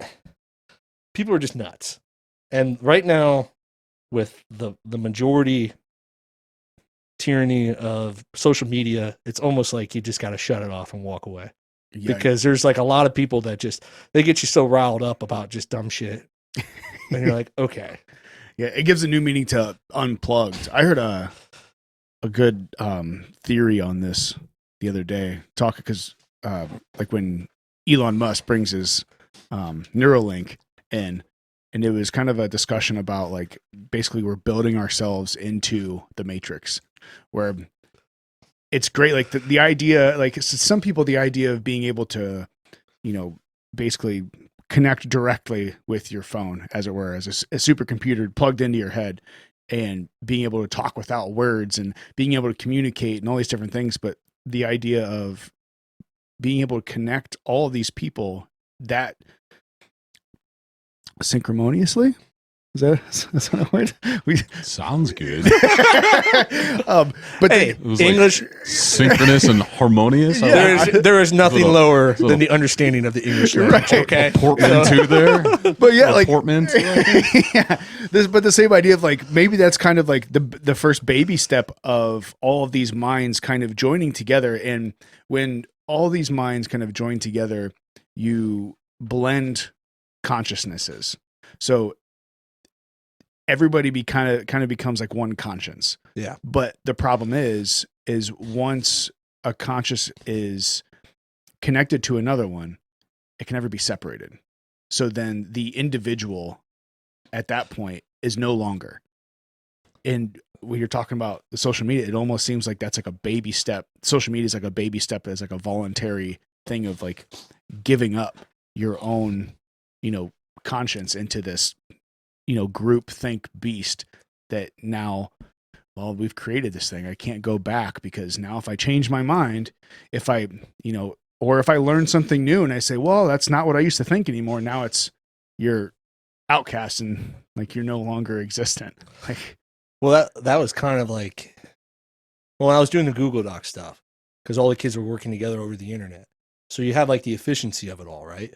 But anything you do is seen by the other kids. right. Like you can't make a mistake and then not get made fun of. I can for see it that. and stuff like that. So like, teachers were bringing this stuff up, and like one of the librarians was like, well, what happens? Well, you have all these lesson plans on the internet. Like what happens if the internet goes down? And I just like looked at her and I was like, the internet go down? Like, you mean like here in the school district or altogether? She's like, yeah, like worldwide. Like what if the internet goes down? Probably have I'm like- bigger problems than that. I'm more worried about nuclear holocaust. I could care less about the That's about the only thing that's going to destroy the The old internet. fire sale. I'm like, More I'm like, important these than kids that. got Google, man. What do we need this library for? What happens if the internet goes down? Oh, So like you're sitting there and you're thinking about all these things, and like where you're talking about these consciousness streaming together and all this other stuff. Like they might be looking at like Twitter and social media as like the telephone that Thomas Edison built and fashioned so everybody could talk to each other. Like, I mean, it could be like the next wave. Like you think about where the telephone is, that's probably the origination of that led us to the internet. right. And so, like, how far will that get? Like, how far will we have shit next to our ear? Will we just put it right in our brain? Augmentation, like human augmentation, where you have processors that help you think faster and everything else. And if you don't get those processors that help you think faster, you will be left behind by caveman. society. Yeah. But I'll So agree. do you want to be a caveman? Kind of. I'll agree with you there, but I think there's, and maybe it's just because it's like new technology. But it's just like doing this right here. We've done a couple of like Skype or like Zoom podcasts where even then you lose something when it's a screen and you're like just talking to like somebody over the computer. But I mean, social media is a terrible, terrible example of communication. There's So like I dated a speech pathologist for a while. And I got into like Noam Chomsky and reading, like he's a speech pathologist as well. And like that's where he like claims that everything comes from speech. Like that, like we want to talk to each other. I want to share my brain with you and you. And like we keep moving towards that idea of like wanting to share our brains together. And eventually like the internet and technology will make it possible to where I could just like right into your brain, right? But one of the major forms of communication is just physical body language. Yeah. So when you're on a screen, you don't get that physical body language. So like when you're sitting here and you're looking at all these people working from home and they are working on their computers and stuff like that. And like, if you remember before COVID, like everybody was talking about how like you go to the office and he is so demeaning to me. And like, even though he doesn't say anything, like, you know what I mean? But it could be like someone like me where I just walk around like shoulders back all the time. Like, I don't give a fuck. I'm da-da-da-da. Like, I'll just tell you how I feel and da-da-da. But it could be like emasculating to other people or something like that. But then you put them all on these screens in their homes and they don't have that problem anymore. there is no workplace problems because 90% of your communication through actual like physical interaction is gone. So you don't have that hypersexualized interaction anymore. Like this might be the greatest thing that's ever happened. I always wonder if they're wearing pants over Zoom, so that's just me. Well, yeah, well, one dude was rubbing himself off. Yeah, I was just about to say, was it Jeffrey Tubin? Was that the guy? Yeah. And then he gets up like that guy. And like, CNN brings him back on to like talk about it. Yeah, like, we don't need to talk about this. We can just cancel him, can't we? Yeah. For once, can't we just cancel somebody? We don't need to see that. Like, who doesn't have tape over there? I mean, come on. Yeah. Like, you gotta always put. Is that why you have tape over your laptop there, Fredo? No, I just don't get that. Like, I don't understand how that could happen. They want to see me go in town. That's fine. Yeah, they're gonna shut your OnlyFans down pretty soon, Sam. So. Oh yeah. Oh, dude. Back when I was teaching at Jackson, we had this like scandal after I'd left, and like the freshman boys basketball coach was like big into like child porn. Shit like that, right? And so but then they like found him, and then they discovered that he had videotape of like the freshman boys basketball locker room showers.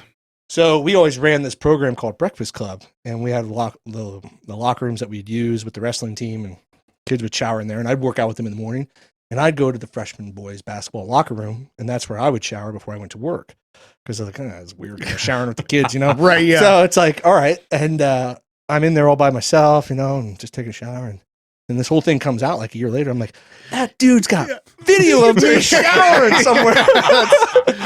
I'm like, I wonder if he whacked one off that son of a bitch. We'll send you my royalty check. Yeah. Oh, that's.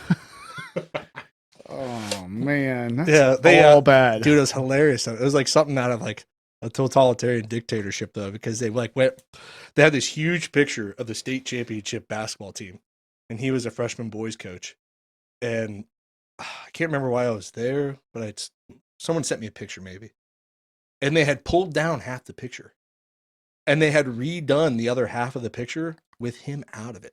They cropped him out. Nice. Nice. Yeah, that's crazy. I mean, I feel like that's probably the one time I'm okay with something like that. Yeah. You can go ahead and get canceled for that. I remember talking to one of the other history teachers. I was like, man, like all the basketball guys usually go out to the bar and hang out, but I never see this guy. Like, I'm not going to say his name, but I never see this guy. Why is he never coming out? There's something weird about that. He's like security guy. Like, he's a pretty smart guy. Like, shouldn't he like want to become like, like a teacher or something? Like maybe get in administration. Like never wants to move up, just always there. Like always a nice guy. All the kids love him. And I'm like, there's something wrong there. If the kids don't hate you, there's something wrong there. And I said that to him. And then literally a year later, this whole thing comes out. Oh my God. You got a good point there. As a teacher or a coach, if the kids don't hate you just a little bit, there's probably too nice. Oh, that's on that note, I think I need something to wash that down with. Hey, I look good in the shower. I wasn't talking about you. If you were in those shorts, you go and you get. Yeah. So, jeez. No, that was a trip over there because it was like I'm off the farm here at Worcester. It's like a very, I don't know. I've heard of time and time again that Worcester people are just like mean to each other. Like we do like razzing, like we make fun of each other, but really it's all in good fun. Like I've done it with Tony. Like we're sitting there just giving him shit and stuff like that, and then like people just look at you like you're an asshole. I'm like, oh, just what I did with my boys when I was in school. Yeah, right. And then you get over like into like a whole nother world, and like your like entire attitude doesn't mix. And it's also a very affluent area there at Jackson Local Schools. Great kids, wonderful place, parents. Like I had a great time there. I couldn't be any happier with it, but it was just different, and like I just did not mix. And soon enough, I was like, I better just get out of here. Well, that's what I've always. Well, they kind of got rid of me. They saw the writing on the wall. Yeah. I mean, that was one thing we've always talked. Like, if I'm not like making fun of you or taking a dig at you every once in a while when you deserve it, probably don't like them. Yeah, it's probably because I don't want to talk to you and I don't want to say anything to you. Like, if I'm making absolutely. fun of you, that means I like you. Like that's how I grew up too. It's like. We talk shit, and if I'm not talking shit about you, that's when you start to worry that I don't like you. Yeah, when I just like if we're in mid conversation, I just walk away. That means I'm done with you. Yeah, I've seen that happen before. I'm like, he does not like that person. It's just out. Peace out. Shit. Oh man, can you give me Ice cube there, bro? Yep. No, that'd be very much appreciative. There's a trash can over there too if you want to throw your cans away, unless you're like collecting them or something. I'm trying to keep count, you know. Yeah, either way, that's I got an fine. allotment. You can do it if you want. So the years ago, it would have been 2017. I don't know. That's just a funny story, so I'll tell it.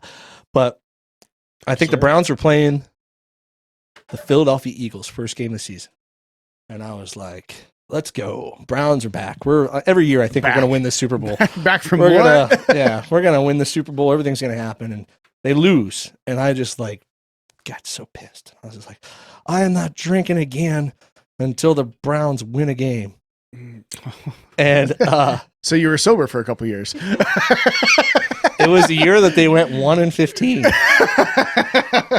and I went 17 weeks in a row because you always had the bye weeks and like that week that started, and it was Christmas Eve, and we were down at my mother's for Christmas, and it was the game where Jason Meter, he's from Washington University actually, and he blocks the field goal, and we win the game on the blocked field goal, and I'm just sitting there like, yes, and my brother comes over and just like slaps a beer in my hand, and I just like start jogging it. This is great. Best shape I've ever been in, probably, besides the marathon shape. Right. Yeah, well, they went a long time there without ever doing anything. Oh my god! I think I've told the story before. When we went, I've only been to one Browns game ever. I've only been to one professional football game ever, and like I've played football throughout high school and years. I've been to a couple of college games and whatnot, but we got these great seats, like awesome seats. Browns Stadium. My mom knew somebody, and we got it was like 50-yard line, like 7th row. So we're like right there, like, oh, these are sweet. Like we showed up, I think it was like 5 or 10 minutes late to the game, and everybody around us was pissed off. Like that's how good the seats were, because they're like, oh, we wondered if you guys were going to show up or not. Like, whoa, relax, guys. Sorry. And it was, Manziel's first start against the Pittsburgh Steelers. And I was like, it was comedy, because I've never seen somebody, and I've seen them on the football field a lot. I've never seen somebody so scared. Like a grown man was just so afraid to be on the football field. And I was like, this is not going to end well, but they're doing pretty good now, I guess. I haven't kept up with them too much, but it's, I've been through 2 decades of hell. They were real rough there for a long time. So, yeah. The new coach, Kevin Stefanski, is the real key to it all. I think he's just the best. Well, they picked up some good players too, with some good attitudes. And I don't know. If you can win a game from your basement, a playoff game against Pittsburgh from your basement, you're doing all right. So I don't know, but it's nice to be a Browns fan now. It has been miserable for so many decades. Well, what was it? What year was it? They went 1-15, and the year after they went 0-16. Yeah. Yeah, and they started that if we don't win a game, we're gonna have a loser parade or whatever. They had the 0-16 parade. Yeah. And people are all pissed off about it. Kind of. It's like, I feel like for the longest time, being a Browns fan was like, you almost enjoyed losing, because it was that kind of that badge to hang on. Like, oh, we'll get them next year, boys. We're tough. We're gonna stick it out. Oh yeah, we really enjoy losing. That's awesome. Well, I feel like you have to get used to it after a while. They're going to the Super Bowl this year? I don't know. They looked. I went up to Browns training camp the other day. Oh yeah. I had somehow fell ass backwards in some free tickets, and nobody wanted to go with me. So I was like, screw it, I'm just gonna go by myself. And I went up there, and they looked fast, and it looked organized. It looked great. That's a new term for maybe not new term. It's a recent term for the Browns. Organized. It was like every 10 minutes they were moving from one drill to the next, and I learned coaching and playing, just lacrosse, because lacrosse is a little bit more fluid when you go from drill to drill. So I tried to make my drills 10 to 15 minutes long, and then you always want to switch it up where you do an individual, then you're going to group, but then you're going team, and then you come back to individual, you come back to group, you go to team. And it was just like that, the way he was coaching the team. And I'm just like, man, he is just feeding right into these young kids. Just keep it keep it going, keep them Right. interested. I don't know. You remember football practice when you were in high school? It was like a half an hour in interior line, and about 5 minutes in, you're like, I just want to shoot myself in the face. And like, but he was like going from like individual to like group offense where they were just doing like drills with the backs and doing receiver drills. And next thing you know, they'd do like 10, 15 minutes a team, and they'd have like, I don't know, whatever, third down plays that they would run. And then they'd come back around and they'd do more individual, but it was more based around like goal line. And then they'd go to like group on goal line, and then they do goal line plays. So like every one of your individual periods were based around what your team period was going to be in the next 30 minutes.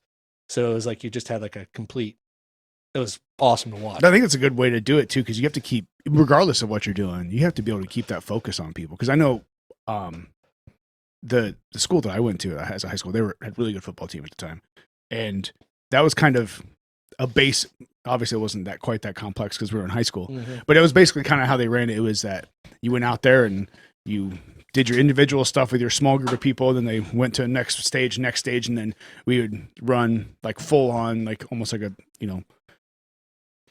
scrimmage as a team, and then the next half of the practice it would switch because we played both sides. Yeah. So then you would switch around, and then we'd work on that, and it keeps you engaged, especially when you're playing a sport like that. Like you have to, the second you lose engagement, it's just, I'm bored. Like what am I doing here? Like then people start playing grab ass and like not paying attention, and like that's always a problem with like football, is that they got these old school mentalities of these guys that are just like, oh, it's time to go hit, and blah, blah, blah, whatever. And like when you play like another sport like lacrosse or soccer or something like that, where it's a little bit more fluid with your drills from one to the next, and you're moving around, and there's a lot more running into it and stuff like that. And when I saw him like actually running his practice like that, it was like, all right, this guy kind of gets it. Like you just don't want to be stuck in on that, I guess. I don't know. Yeah, I mean, it makes sense. Because when you're talking about, I was like, well, that sounds like my football practice when I was in high school, but we were really good. So maybe that's why. Maybe that's a lot to it. There's engagement there.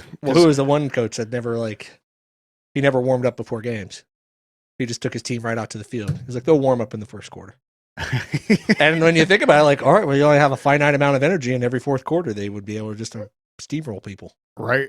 Maybe was that the problem with the Browns years and years ago? Is they warmed up too much. They got to the fourth quarter and they were like, they were too tired. I don't think that was. No, you don't think that was a problem? No, I don't think that was. No, I did not have a football experience like you did. That would have been a little bit more. Maybe that's why we were good then. Well, toot your own horn. It was I mean, it wasn't me. I mean, full disclosure, I was ineligible my junior year, and I didn't play my senior because I was ineligible my junior year, and I started working, but it wasn't my. Probably a good decision to start working. Yeah. Well, that was my problem, because I had looked like I knew I wasn't going to make it to college on money because I didn't have any. Yeah. So it was like my mom can't afford it. I wasn't going to make it to college on my grades. That's for sure, because I was one of those kids in school where I was like, this is boring. This, like, what am I doing? Like, get me out of here. Sucks. Like, yeah. And as soon as I knew, like, I had awesome grades until like my sophomore year when I realized I wasn't going to go to college. Because then it was like, what do I need good grades for? If I'm not going to college, like all I need is a diploma. So like I barely got that, but it's The light bulb went off. Yeah, and it was like, what am I doing here? So then like my junior year, it was a bullshit story, but I was ineligible and I still practiced. And then I realized, like, what am I doing this for? And then my senior year, I lived on my own and I worked, and that's basically here I am. But I remember now, speaking about that, like I remember my history teacher in school was like, I wish I could go back and take his class now. Cause he was one of those dudes that was super interesting. Like he had been all the places, like he had just photo albums upon photo albums of all the places he'd been. Yeah. Like he had like a photo albums of like Hitler's mansion in the Swiss Alps and all these different but I was like 16. I didn't give a shit about any of that stuff. So it's like, yeah. I mean, why would you? Right. Like, yeah. Because I didn't have the psychology behind it, Sam. If my mother wasn't hell bent on my brother and I going to college and not joining the military, I would have just been in the military. But thankfully she was. I mean, but like going back and looking at how much money I've spent in college and stuff like that. And then I did most of my learning when I was out of college.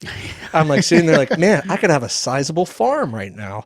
Like, what am I doing with myself? And I look down at these, my college Worcester diploma. I'm like, they're getting kids at like $70,000 a year nowadays. Like, I wonder if the value of this diploma has multiplied. Can I sell this thing? It's an appreciating asset. Can I get $250,000 for this thing? Like, come on. Who wants a diploma? I got it. We'll just cross my name out, put yours on there. You can have it. I can't imagine how much extra PT you would have got if you were in the military, Sam. Oh. looking back, I just do not follow the rules. No, I would have gotten my ass. So I've seen the progression of Sam a little bit, like just the way that he would interact with people, and it was like so comical back in the day. Like, how do I word this? I've never seen like a more lovable asshole in my life. Like, dude, the shit that you would say to people, I was just like, I could dismantle people with my when words. I would walk in a room, I was just like, I would always be like, this is going to be fantastic. Like, take a seat, pull out your popcorn, and see what is going to fly out of that mouth of Sam's. That's when it's fun. I have seen him dismantle people. I've seen him get punched in the face before. I've seen a few things. I have two scars from getting holes punched in my lips. So one was from a 160-pound wrestler from West Holmes, who to this day I think is the only person to ever get kicked out of the state wrestling tournament for throwing a guy into a scoreboard 4 times. And then, but he was just a little guy and worked masonry, and then he just punched a hole in my lip after he hip tossed his wife, and then I pulled him off his wife. Oh, and then jeez. this is when I learned, do not get involved in domestic disputes. So then I went down and reached for her and helped her up, like thinking like, oh, this guy's cooled down, I guess. I don't know. And he just jumps on me, just bam, bam, bam, and just like puts a hole right in my lip. I'm like, all right. And so like I was fine. I didn't get like dazed or anything. Like I could take a punch, but I just get holes in my lip. And the same thing happened to me at Leroy's. I remember that. Yeah, I got hit with I don't know if the guy hit me with a bottle or something, but put a hole right in my lip. And that was probably one of the reasons why I got canned as a teacher, because I showed up with like stitches in my lip. The first rule about Fight Club. Yeah. So then, but like every single time, it's just like something always I just can't keep my mouth shut. Oh yeah. Yeah, it's like, I love it. Maybe the military wouldn't have been great for you. I love it. But I don't really pick on people that are nice. I just pick on some fucking assholes. Oh, yeah. Probably need picked on anyways. Yeah, so. if you're asking for it. Yeah, I've never started a fight. I've always just ended them with my blood all over the floor. I don't know if that's the greatest way to end them, but Hey man, whatever. you're here. Ending's today. ending. You're, I'm alive. you're I'm here good. to tell about it. Yeah, Gosh. yeah. Oh shit. Yeah. I thought about joining the military. I was actually in talks with recruiters right after I got married to Cass. But then, we were gonna go. It's probably a good thing I didn't, because that was right around 2010. I would have been in some shit, I'm sure, and I wouldn't have came out as good as I am now. But I think it was we ended up finding out we were pregnant. Well, she was pregnant. I just participated. You had the fun. Yeah, and I was like, you know what? Maybe she had fun too. Yeah. I was like, you know what? Maybe this isn't the best time to drag a family into the military. So we didn't go, but it's probably for the better. I probably would have turned out to be an asshole. My grandfather was he was in the Navy, and he was over in World War II. But like the first couple weeks in the Pacific, all his commanding officers were killed, and he went from like being like a low lieutenant or something like that to now running the entire LST ship. And after that, they didn't have any problems. So it's like, okay. And then my uncle, he was a 2-star general in the National Guard, or 3-star, I don't know, something like that. But his favorite line, I always remember his line when he was interviewed by the Daily Record, and he was like, "The military's a great place until you get shot at." And so then, I mean, you get 3 square meals. It's a nice job. You get job security, but then once you start getting shot at, or if you get shot, it's not that great. So I was like, well, that about summed it up for me. Yeah, and that's basically been the last 20 years at this point. Yeah, it's been a rough place to be. Yeah, I don't know.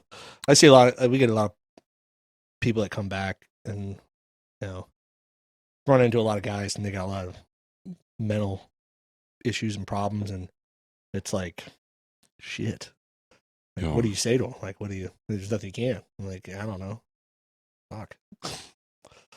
Yeah, I do some of that stuff, man, with the mental health with some veterans and stuff, Yeah. and they have PTSD and anxiety and depression, and it's usually just listening, honestly. If they want to talk, and if they don't, then sometimes you just sit there and talk about life. So, and that can be cathartic for them to just talk about someone that's not trying to pry or doesn't want to know about what they went through in the military. So, Any of them might say, hey, I should have joined the military. Like, no, you should have. That's what they all say. So I'm like, all right, good. Have it on good good word that Yeah. it's probably the right decision. They're like, it's a fucked place. So I was going to ask you this, man. I was in it. You said something else in the conversation that kind of brought this thought back up. But you're pretty well versed in history. Obviously, you're a history teacher, and I've had conversations with you. How difficult is it when people are sitting there trying to have an argument or discussion that's political or surrounding political, which is highly involved with history, to sit there and listen to someone that doesn't know history and you do? Like, are you just like, I can't even have a conversation with this person, or do you try and educate them? Or I don't know.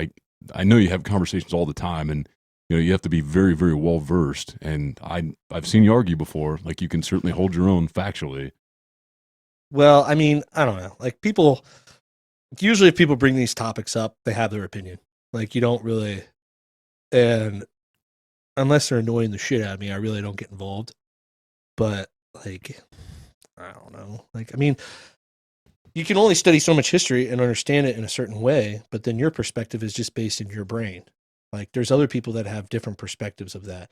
Like, there's many a times where I've been in a room with people that are way smarter than me, and I say something and I feel like an idiot. Like, like my girlfriend's dad, Doug, like, he's pretty well versed in history. And then my mom's new husband, John, he is as well. And so I've made myself an idiot many a times in their company, but they're also like older than me. So Sure. they've got a lot more experience. But yeah, it's I guess with people that you're just running into, or they just start talking, or I don't know. Like, I mean, you just can't even get involved anymore. Like, the guy, like, you could call people out on their shit and like tell them like that's just not true. Yeah. But then they'll find some dumbass source on the internet and tell you that's not true. Like, well, my dumbass source is in a book on my library shelf that I can go get, but Sure. that's going to take me 2 hours, or I could just walk away from you and go get another beer. Sure. So I was just listening to some of the things you said, learning some things today, and I just wondered if people were ever receptive, when you're having those oh, they're never conversations. receptive of me. I'm too abrasive. Like, you could tell, like, if I'm sitting here talking like calmly to you about stuff, then I'm not really that opinionated about it. But like, I just get that string of like you, and I start raising my voice and pointing my finger. The 40 grit And then sandpaper the next comes thing out. you know, the next thing you know, my blood's all over the floor. And but it's like, I mean, I don't know. Like, I guess we have like a little library at the house, and there's like just tons of books there, and I have tons of books I need to read. I'm never gonna read them. Sure. I mean, I don't have time, and but like, it's all just the same shit regurgitated over and over again. The strong defeat the weak, the North conquers the South. Like, whoever has the most resources wins. Like, it's just almost ridiculous right now that we are sitting here, like, arguing about renewable energy resources to non-renewable energy resources. Like, hello, like, everybody wants an electric car. Everybody wants a computer and lights and all this other stuff. You know what we should be talking about? How do we get as much energy as fucking possible? Like, we should have solar panels on every house. We should have windmills all over the place. We should be pumping as much oil from Canada that we can get to the United States. We should have every single energy resource possible, and we should be making sure that we are acquiring energy. I mean, it only costs money. We've already proven this year and the last couple of years that money doesn't really exist in America. Everyone just everybody print just one more, year. right? No. Yeah. On printing. Like, really, all money is so you can go and buy something of value, so you have value. Like, that's all it is. So it's like, why aren't we just buying more and more electricity? But then, like, meantime, like, you hear these stories about like Joe Biden like asking OPEC to like pump more oil. Like, dude, you had a whole fucking pipeline from Canada. Like, what are you talking about? Wow, that's not the same topic. But I mean, like, you know what I'm saying? Like, you sit there and you look at history. Like, the people with the most resources win. And like everybody wants to sit and like put this little frou-frou, or not everyone, but I mean a lot of more liberal leaning people, they want to put this frou-frou stuff on things, but you only get to have those liberal opinions when we're winning. Like when we're losing, you ain't gonna have that opinion. Yeah. Like you're not gonna have that. Like you're not like, so it's just very, it seems like to me that like I think a lot of the social constructs that have happened in the last few years where people are a little bit more free, like to feel the way they want to feel or act the way they want to do is a good thing. Like I feel like, these people downtown Square of Worcester that have the signs and stuff, more power to you, man. That's like the freedom of speech. Like get out there. White supremacy, bad thing, obviously. No shit. That's like getting out there with a sign saying cancer's bad. Like, no shit. Okay, we got you. But like at the same respect, like, can we pump a little oil into the country? Like, why does everything have to be tied together? Like, why can't we be like a nationalist society for Americans, being American, being free, like trying to end racial inequalities, trying to do our best and all this stuff, but also just being fucking badass. Like, why can't that all just exist together? You know what I mean? Like, why can't we have tons of guns? And like then, but you can't have that opinion in America. You can't have a socially liberal opinion with a physically conservative, with a, I don't know, capitalist entrepreneurial idea. All that shit just doesn't mix. It doesn't. I think it's starting to. Yeah. I think I see. Maybe it's just because I'm looking for it, but I'm starting to see it more and more where people are like, look, you can have duality, and you can, you don't have to follow these party lines or whatever it is. I'm seeing more and more people do that and call people out on, just the bullshit, and which is nice. I hope more and more people continue to do it. But I think particularly like you mentioned on social media, I think, call me a conspiracy theorist, but I think there's a lot of it that comes from outside of the US. Where it's just bots and it's just people. And, I don't know have you ever seen the movie, The Dissident about Jamal Khashoggi? Yeah. Like there's just a room with 1,000 computers and 1,000 people with 1,000 different accounts each, like on Twitter, just like it's all propaganda. Like how much is that coming out of China and Russia and all these different countries just trying to fill each other's, it's just wild that stuff actually happens. So like some people don't realize that the amount of propaganda they're getting fed on a daily basis that might not even be people that actually believe the things they're saying. Like I'm on my Facebook, like I'm sitting there and like every day I'd be getting like political posts. And like one day I just got tired of the shit because I'd comment and be like, this is ridiculous. And then people would take my comment one way or the other and they'd act like, you read like, the exact same 3-letter comment completely different ways. It's like, okay, so then I was just problem. like, F this. I'm just going to start like unfollowing anybody who puts political shit. Even like some of my good friends that post political stuff, I'm just like, unfollow. And like slowly my entire Facebook just became ads. And I was like, this is what I want to do. I want to shop. Thank you. So I'm like on the marketplace. I'm just shopping for shit. Facebook knows what I want. Yeah, Facebook knows what I want more than I do. I know. I mean, like, you look one thing up in a web browser, next thing you know, you're getting 16 ads about it. I'm like, this is great.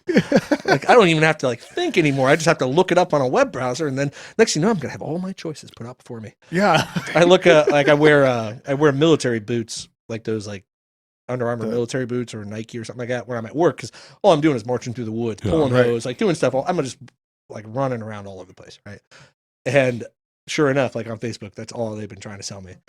All sorts of different military boots. I'm just laughing my ass off. Like, this is great. I had that happen. What was it? A couple years ago, I bought my first pair of Bates. It was like and I was like, you know what? Like these are nice looking boots. They're waterproof. They had the zipper on the side, so I didn't have to tie them because I'm a lazy fuck. That's right. And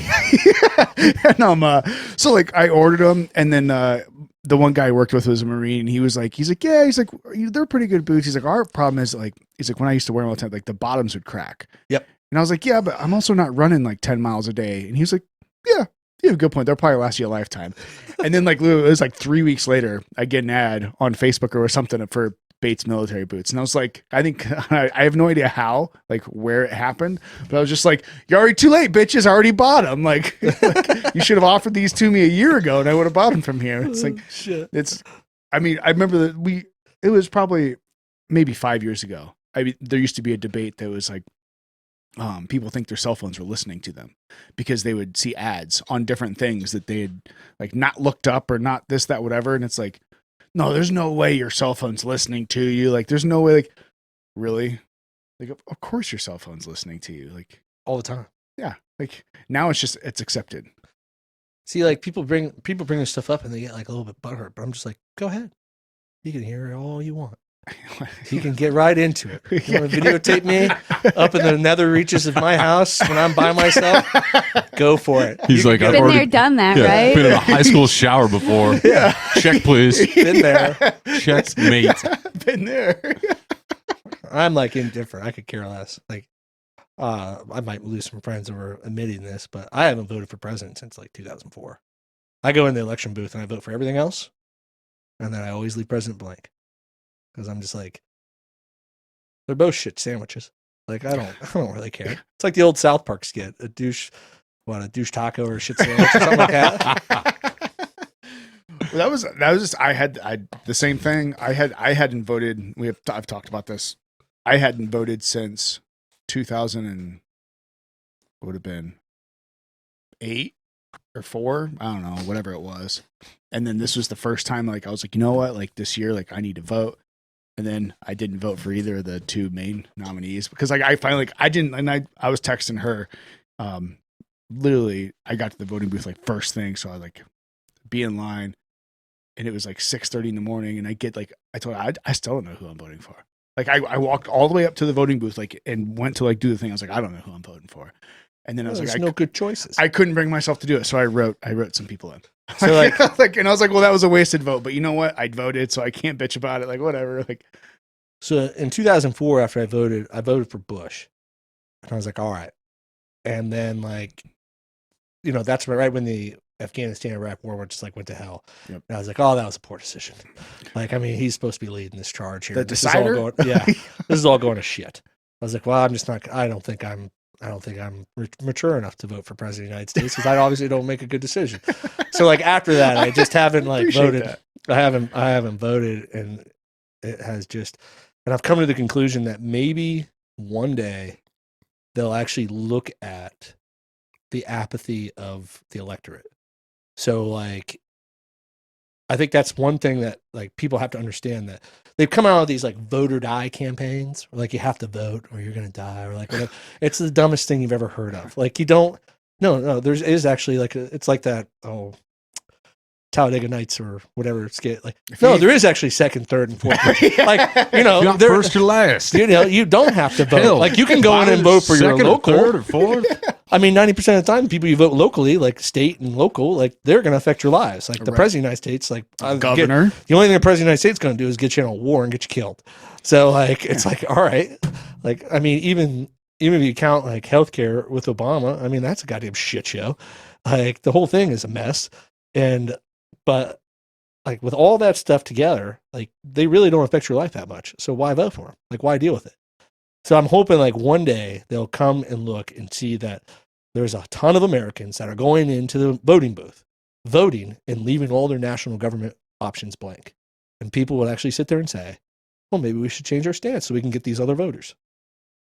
Like maybe we should change our, like 90% of Americans are probably of the opinion that I am. Like we should be saving money and investing in infrastructure or like investing in businesses or cutting taxes, but we should also be socially liberal and like let people be people and like just allow them to make their own decisions in life. Like the libertarian platform, but that's like a bad word. Yeah. So, because like once you say you're a libertarian or like something like that, then they're like, oh, but you don't like fire and police. Like, no, I do like fire and police, but like whatever. It's one thing or another. But like eventually maybe they'll actually start looking around and being like, there is actually a third party here. That's a little bit of both. And like personally, I would like border security. Like, I don't understand how we could sit here and be talking about like how we're trying to get Americans back to work, but we're just letting thousands of people into the southern border. I have a friend who was a border patrolman, and he tells me of all the stories down there. Like, if you don't have like a strong border, those people just die in the desert because they want to keep coming. Right. So like the more people you have coming over, the less resources and the more that die down there in the middle of the border. So it's like by not having a strong hand, then you're just actually just killing more people. So it's like, what do you do? Like, I mean, so like you can't have like a certain opinion around America and without somebody jumping down your shit even though I'm like useless Sam Carmony in Wayne County who just spread shit. But apparently if I post anything on Twitter or put an opinion out there, then it's like I'm somebody who's important. It's like, okay. Well, I think it all good. There's so much that through all those things that it's not just, hey, if you want a strong border, then you're a racist.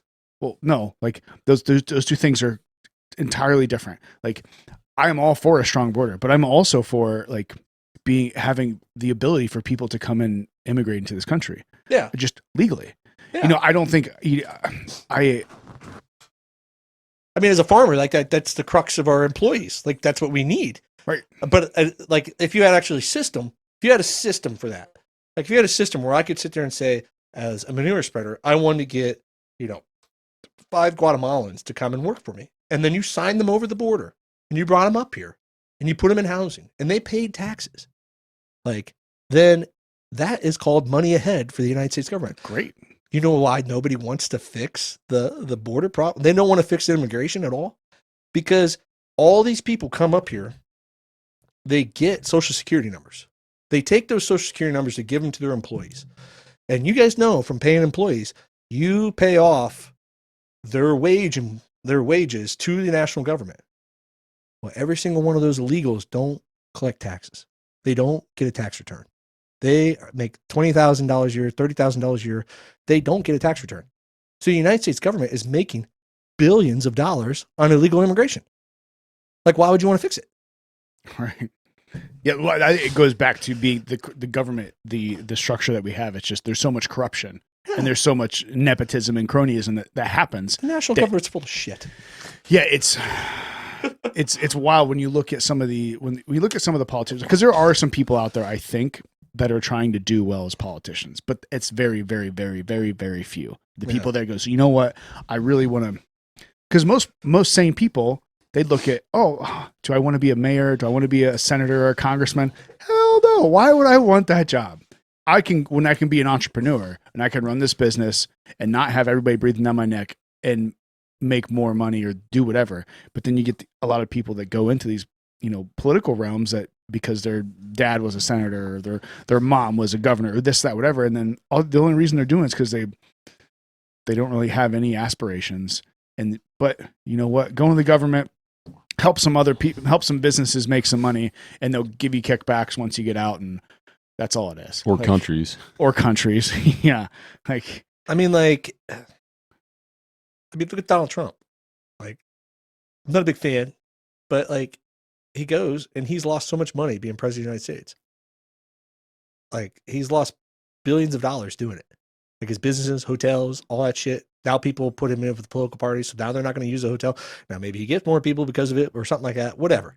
All that stuff aside, like if you're sitting there as an entrepreneur, like some of the brightest people in America at running businesses, and you see one of the guys who's been in and out of bankruptcy and has done like, everything that he can to like keep his businesses afloat. Like, we're not going to sit here and say that Donald Trump is like the greatest entrepreneur that's ever existed. Because I mean, he's basically, I think he's been in bankruptcy like 6 times or something ridiculous. That's a handful. Okay? Yeah. Like, I mean, he lives his life in litigation.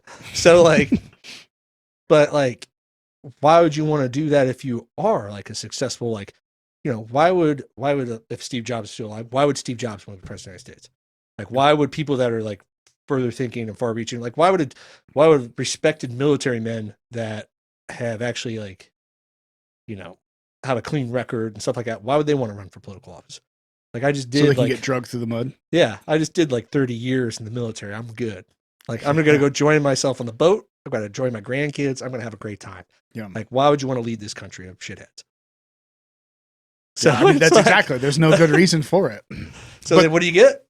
Shitheads. Yeah, we are slowly working our way down to Joe Camacho Jr. as president of the United States.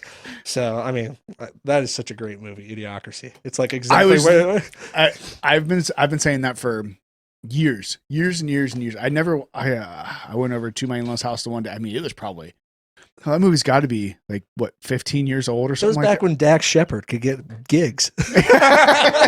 I remember the first time I watched it and I was like, oh wow, it's like we're heading there.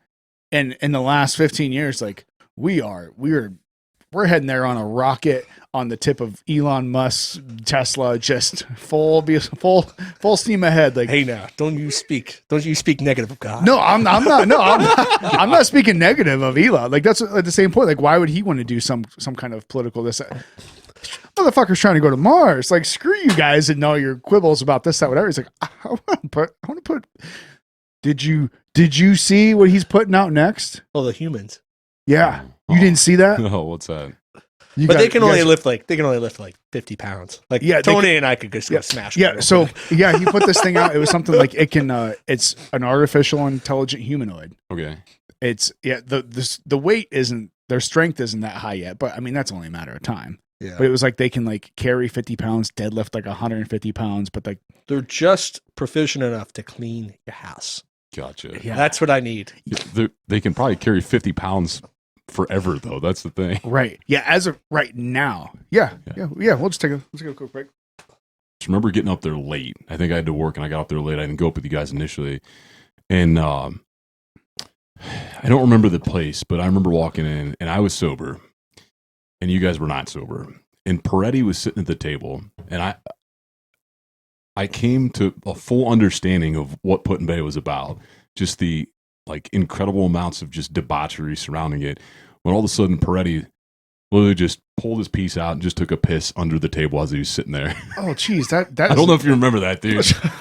Look, dude, there was so much. That was not piss my experience everywhere. But Like there was just so much stuff.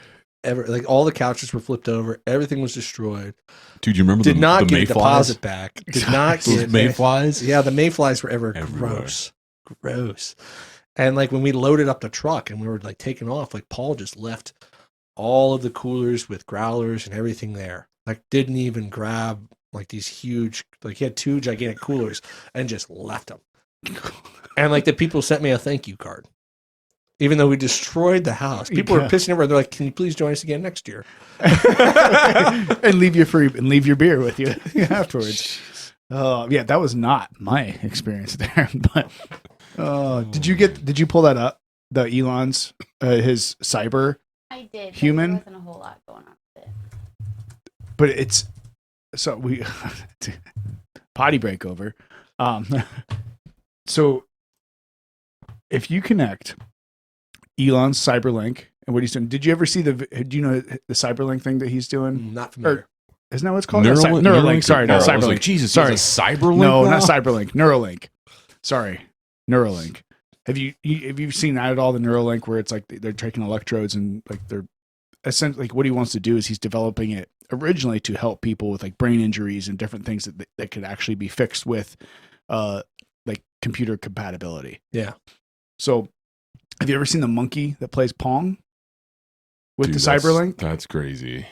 Oh, really? Oh yeah. So no, like this is a thing. Like he's creating this, symbiotic relationship with Monkeys are crazy. with a computer and brains. And what he did is he's developing this for humans naturally, but there's this video where this monkey is playing Pong, like just he has a little joystick. And the monkey's playing Pong. When it does well, there's like a little straw there that he can drink banana smoothie. So the monkey's playing Pong with this little joystick and drinking banana smoothie the whole time. Well, then they hook this Cyberlink up, and it's like these these things that connect inside the brain, all that stuff, and it records the monkey's brain activity and everything else. So it learns what it's doing when it's controlling the controller. So then eventually they take all that input and data, and they plug the Neuralink into the computer, and take away the joystick capability. So the monkey is using the joystick to control the Pong game, but the joystick isn't connected, but its brain thinks it is. So its brain is actually I got you. playing Pong. And then Scaffolded. then they actually take the joystick away. And the monkey's just sitting there sipping on a banana smoothie playing Pong with its brain. So that's actually happening. Oh, So yeah. I love this. Yeah. So if you take that connected with this little robot thing they're creating. Yeah, or a monkey with like a M249 and just put them in war. Oh yeah, this is the video. So they have the little, see the joystick down at the bottom right? Yeah. See the cord? Yeah. It's not even connected. Yeah. And he's playing Pong. This is great. Yeah. So it has like this Neuralink thing that's like plugged into its brain, and it's just playing pong without it being so with its brain. So obviously the technology that's there right now to be able to do that. Like you fast forward that 5, 10, scary 20, 50 years connected with the robots, being a person of history, where do you think that leads us? Oh man. I don't know. I Robot. They did a movie about it already. Yeah. Like yeah. Yeah. Like just and like the You don't even so have to there's leave your house. You just get in your little. or like You got to have a vehicle, and it's going to be a little human that walks around for you. You just be a big blubbering fat piece of shit at home. I never thought about that. Like the not only like Right, so like- not like a Ready Player One situation where it's like you plug into the system, but just you plug into a. I've never thought about So your that. surrogate just works Yeah, for you but- plug Dude, into like a like- robot. Instead of like, okay, we're going to watch Super Bowl Sunday or we're going to watch NFL Sunday, it's like, here, let me just plug into this NFL athlete real quick. And they're going to have these little robotic NFL athletes, and you get to be in the game. Jesus, that would be wild. Like a virtual reality, like but Wow. Why not? Well, you wouldn't even need the robots. You or just plug in porn, they and just no one's make having it. sex anymore. Well, I mean, that's Demolition Man. There you go. Taco Bell will take over. I never thought. I don't know. I mean, like, how many things could possibly come around with all that stuff? It's just, it's whatever. It's whatever he says. But I mean, at the same respect, you could have like this little automaton or this little robot that you control, and you just sit down upstairs, and he goes and chops all the wood for you. Like, you don't have to go out there and get yourself killed. And imagine fixing a manure pit. Then you just drop the robot in, and you're just doing it. Plug it into your brain. I was gonna say I'm thinking up like algorithms, so I don't have to be on call, and then the bot can just do it. Yeah, AI. you would just jump into whichever one you need to be in at the time, and then you just go and do it, and blah blah blah. Like, I mean, it could be. I mean, there's a lot of. It's just like Viagra. It could help a lot of people's blood pressure. You could get a bunch of boners. I mean, like, if there's Not one a bad one. if there's one thing that humans love to do, they love to distort everything into like sexual like connotation. I mean, it can be like, funny. even with those like I read this study about these chimpanzees, and they took it's an old study, and they took these chimpanzees and they were teaching them money. Like, they were teaching them how to use money. So they'd have like one place, they'd come out with a tray of coins, each chimp would grab a coin, and they'd take it to the other side, they get some food for it. And all this other stuff. And so then they finally eventually got them an idea, like, these things actually cost something. Like, you can use this money. And then, like, one day, like, none of the chimps came to the door. Monkey prostitution. Well, then none of the chimps came to the door except for one. He was just standing there waiting. And then, like, the doctor's like, what's going on? And then, like, the next thing you know, the one monkey acts real fast and grabs the tray and throws it. And all the chimpanzees all come down, and they grab the coins real quick, and they like scoop them up real quick. It was basically a bank robbery. Ah, gotcha. And so then like all the chimps, and like, they were kind of in this like system of like going to go get food and things like that. Well, one of the chimps, instead of taking it to go get food, he went over to one of the females and handed it to her, had his little hump on, and then she went and got herself some food. No way. Yeah, like just straight up. I've heard that same study before. Just straight up, Yeah. like just straight Chimp up prostitution. Yeah, like the first job ever existed. Hey, that's what they say. Sex work is work, right? Let me get some of that monkey I pussy. concur. I haven't heard that one. I mean, like, more power to her. Like, she's getting her food. Doesn't have to do a damn thing except for sit there. Fuck. And the chimpanzees, they don't really have like. They're gross little things, and so are monkeys. Oh, They're mean. always throwing shit and jacking off and all sorts of stuff. Like, it's not like. Sounds like jail. Yeah, they're always like murdering each other too. Like, you sit there and like, because of all Wait, the wild. are you chimpanzees or humans? Same way. I was gonna say there's So, like, not they many closed differences them there. in. They closed them in because of like the deforestation in Africa and stuff and wherever, and they closed them in, and they actually become like warring tribes, and they're just like raping and murdering each other and just killing each other, and like all this, like, they're not nice things. Like Jane Goodall's books are like, they had to, like, she has a lot more studies that are not as nice, but they kind of feathered them up whenever she was publishing them and stuff like that because they want to sell books, honestly. Right. So, like, there's a lot of things that go on with that. And like, when you look at human society, like when you start packing people into cities and things like that, shit gets crazy. Yeah, I mean, Detroit, shit- Chicago, all Yeah. that. Yeah, New York. I was just thinking, I was about to say, well, the biggest difference between us is we've stopped learning to throw shit. But when you really get We like to throw some of those, bullets. well, yeah, but even like you get some of those bigger cities, like they're dropping loads right on the sidewalk, and people San are watching Francisco, them. the Which shit not, finder. not much different. Dude, you can get paid. I want to say, I think the going rate for a shit picker upper in San Francisco is like $150,000 a year. Yeah, I like to say that's not bad, but I feel like the cost of living there is just Oh, astronomical. yeah. One. And then two, Translates to 30,000 a year. Two, they're like, you have to like walk around like a hazmat suit. So you're basically in San Ooh, Francisco with like a just full hazard sweating. suit, just scooping shit. You know, it's like all you have to do is solve your homeless problem, you lazy bums. But whatever. I mean, the politicians are lazy bums. not Oh, the yeah. homeless people. no. I would say the politicians are smart because they keep pouring money in the homeless situation. But why? Once I think It's you not meant fixing I think anything, you mentioned something along the lines of this earlier. If we fix a problem, that means we don't get paid for it anymore. So why would we fix the problem? Yeah, you don't want to fix too many problems. Right. Right. I've always told myself that if I ever hit rock bottom and I have like no prospects or no money, I'm just gonna get enough money, get on a plane, fly myself to Costa Rica, and I'll just be homeless in Costa Rica. And that'd be a nice life. That place is great. Or Hawaii, either one. I think there's a lot of places where if you have some knowledge and you're willing to work, like you Yeah, I can don't think it's gonna be an issue. yeah, right. Not in today's employment market. So No, it's serious. Well, even you touched on this earlier too. You'd mentioned about like the immigration thing and people coming and taking jobs. Well, at this point, like there's so many jobs out there because just lazy fucks just don't want to work now. Like, yeah. like mentioned like having immigrants getting visas and coming in to work. Like we have I've worked with some groups of immigrants from Mexico that do phenomenal work, and they get paid decent, but to them it's amazing money because where they live in Mexico, there just is no work to be had because there is no industries, there's no nothing, and everyone's just starving for work because they want to try to make something. So they come up here, live for 6 months just to make some money so they can go back home and help feed their families. And if they could come up here and live and work and actually live here legally, they would do it in a heartbeat because of the availability of having work here. But then you have people here that's like, well, there's no good jobs for me, this, that, whatever. Some fucking 18-year-old kid that's never done anything. And, well, I'm not going to work a counter at a gas station for $15 an hour. Like, that's what killed the biggest thing about the argument that kills me. They're like, God damn it. $15 an hour isn't a living wage. Well, no shit, motherfucker. When It's you're not trying- when supposed to be Try a to be living at a wage. mason tendon for $11 an hour and going to the hospital. Right. Like, that's what I'm saying. Like, $15 an hour isn't meant to be a living wage. $15 an hour is meant to get you into the working force so you can start learning how to do a job.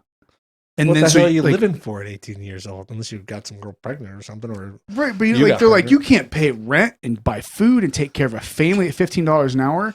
Well, do you have yeah, that? no shit. Like as a these are, and I don't mean to like be abrasive to anybody or whatever. Yeah, you do. Talk Get shit- after it. abrasive, but not. Yeah. You forget who you're talking to. Yeah, I don't mean to talk shit about there's certain people that just like wound up on hard times, or whatever. But like as a, these are entry level positions for entry level people. Yeah. That's what they're supposed to be. And I don't say entry level people as like lesser people. When I was 16, I didn't think I deserved to be getting paid $100,000 a year. Like I deserved to wash dishes. I deserved to flip some burgers. I deserved to stand in a fucking hole with a shovel because I didn't know how to do anything else. Like, and that's how you start. Like, Yeah. it drives me fucking crazy. Unless you're like smart enough to invest in Bitcoin at 14, you need to have your ass That would out have been there. sweet. I know, right? There's that one little kid that did it. I can't remember. He's like 14. He invested all his money in Bitcoin, and now he's like a billionaire at 18. Yeah. It's like, yeah, good for you, brother. Yeah. Your life is ruined, but good for you. Like, in a sense. Some of it's great, but I mean, I don't know. Like, like the market is just so hard. Like the market before COVID was hard in Worcester because it's such a conducive place for factories to open up. I mean, there's a reason why Daisy's Sour Cream built that huge factory. I mean, there's a reason why people are moving here to build factories.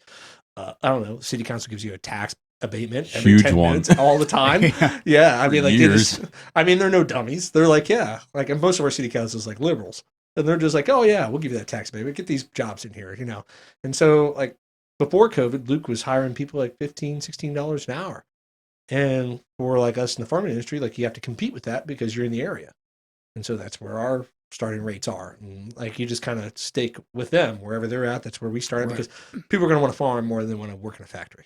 I mean, some people like factory work; it's great, but some people just can't handle it. And I worked a month and a half in a factory, and I was miserable as can be. Mm. So I was at a box factory, third shift at Buckeye Container. Man, it wasn't bad work; it was fine, but I just couldn't do the monotony of it. And some people like that. More power to you, but I just couldn't do it. I have to have something new all the time. Like that's why farming's so fun because you're like one day I'm welding, next day I'm diesel mechanic, next day I'm just driving around my truck looking at shit, literally, and then pumping shit. So there's always like a challenging task or some sort of problem that needs to be solved, and I got a good group of guys that help solve all those problems, and but like now you just can't find kids that want to get into that industry. Like I was talking about the valedictorians before, Mhm. like they were all into it. Like they were learning so much, and they're like solving problems, and they're helping us out and things like that. But like it's like they're gonna be for bigger and better things, So it's not like you can bank on having a valedictorian every 10 minutes. Right. But yeah, so like when you look at these young kids, you're like, dude, like you could be doing the same work if you just pay attention, give a shit, and learn. So I don't know. I mean, maybe the younger generation. I got a lot of faith in the younger generation, just because, like, I talk to these young kids, and they're that smart. Like, they're like, okay, we're gonna figure this out, and like, I think this new generation coming up is gonna be fine.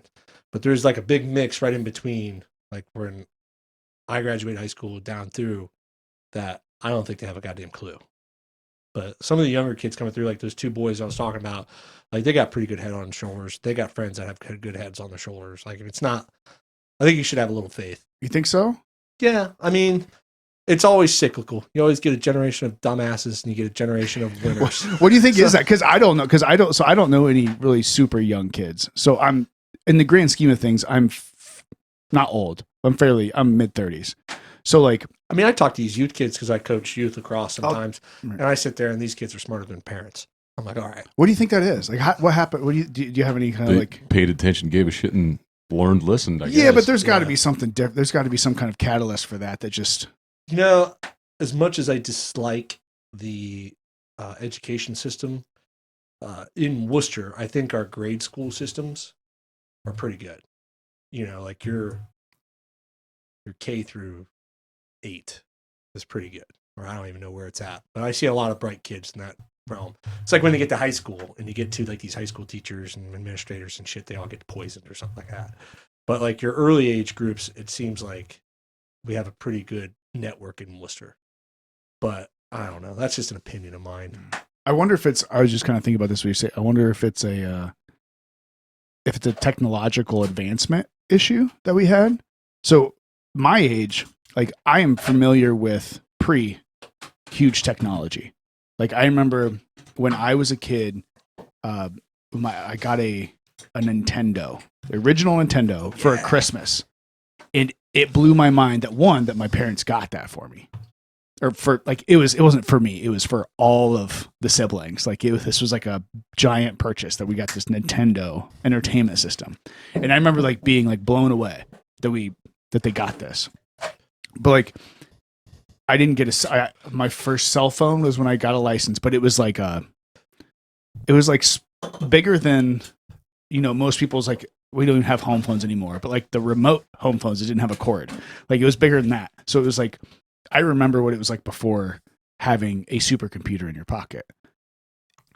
And I wonder if it's that stage of kids that are just a little bit like that, mid that 20s to wherever that range is where all this huge explosion of technology happened, that it just kind of stunned them.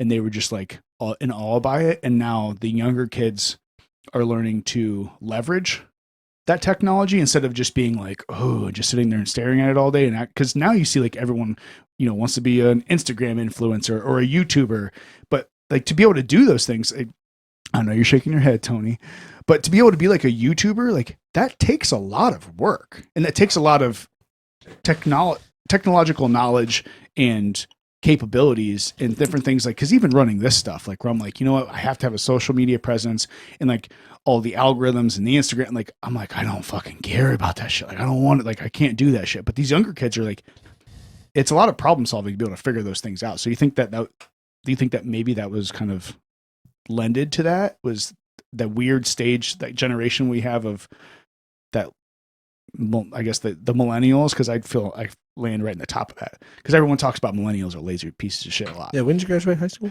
05. Yeah, I was 02. Okay. So it was like right before all that came through.